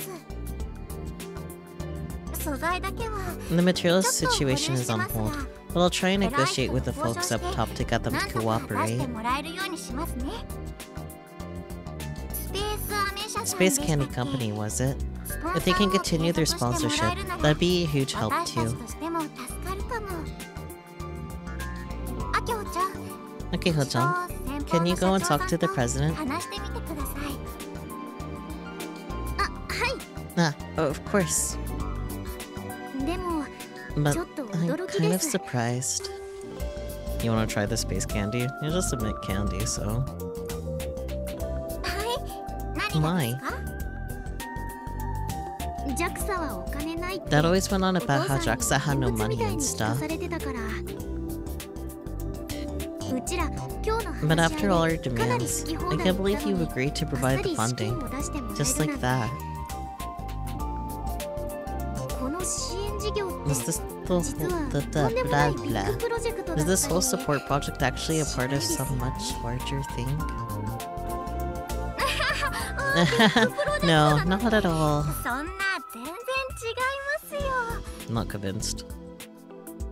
でも But 期待は there are a 結 lot of 構さ high れてるんです。 expectations. だから That's 多 why 少の融 they're 通 being は so flexible. うんですよ。 Hehehe.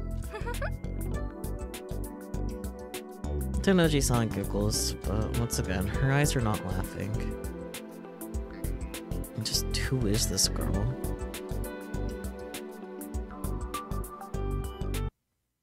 Oh my god, I thought that meeting was never gonna end. Ah. I think that's a good place to leave off, though. We'll be having Naya POV next time, I guess. Okay. But next time, that's a next week problem. I knew we were gonna finish the phase today. Oh. 失礼します。 You're not excused, Naya. Bringing endgame meeting being in real time, yeah. Phew. Like it, I don't hate it, but at the same time, blah, blah. Yeah. I love the little image of the mono pole. I'm sad no one suggested taking it home and keeping it as a pet rock, though. Very shameful.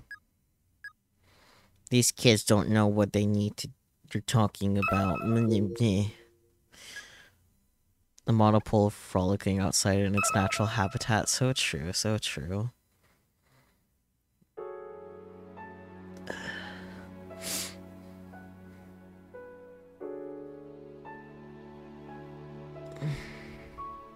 Well, let's find someone to raid, shall we? Let me throw up this screen. This screen again. Except for there's no one in the bed with the pets. And the pets are unknown.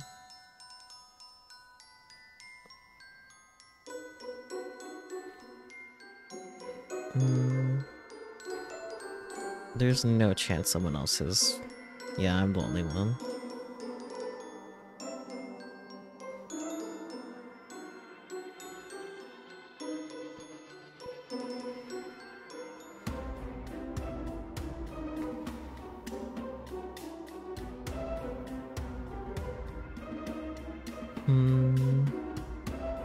Ritsu is a good choice. They're currently talking about Sakura-Con. Let's see what other options we have though.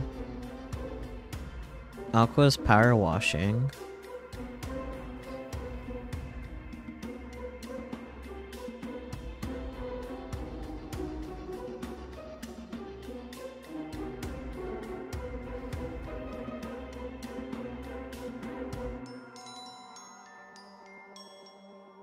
You think last week your Twitch homepage was all like, 9 people are currently playing Zero Escape 2 VLR.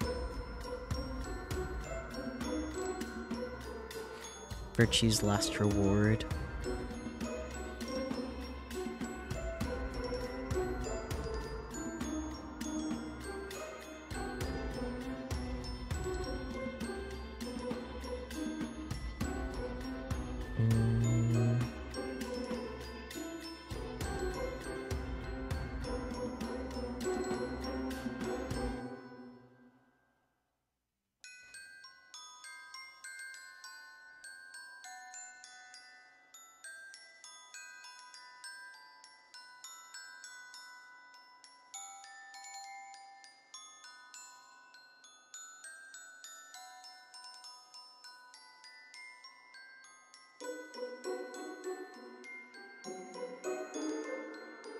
Yeah, I think I'm gonna go ahead and just raid Aqua, I suppose.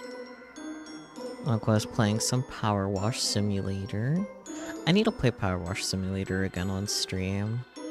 I actually don't think I'm pretty sure I haven't, played Power Wash Simulator since I last played it on stream. Like, I've opened it to make sure it still works, but like, actually played, I don't think I have.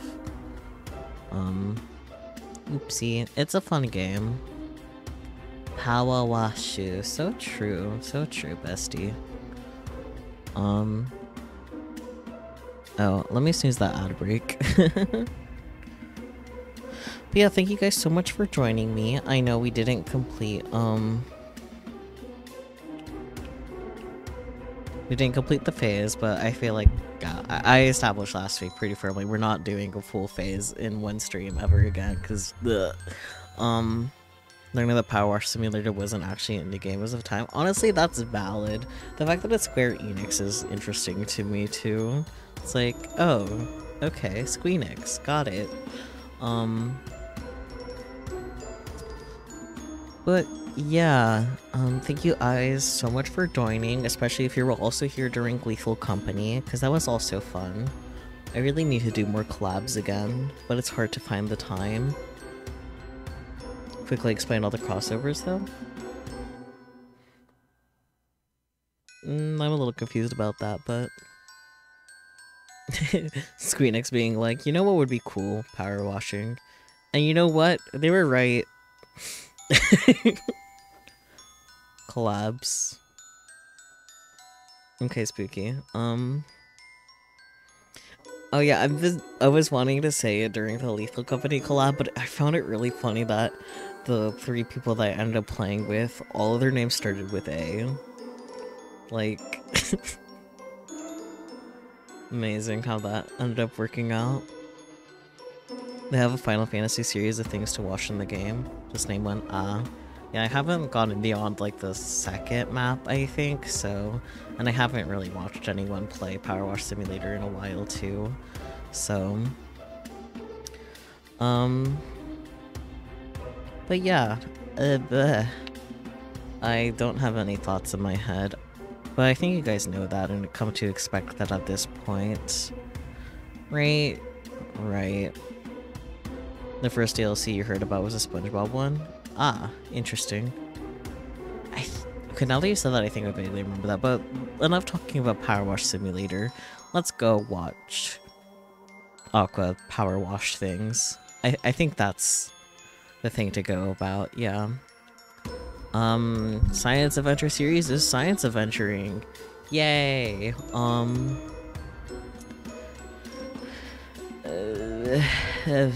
really tired. I'm gonna go eat. Catch you all next time. Blah.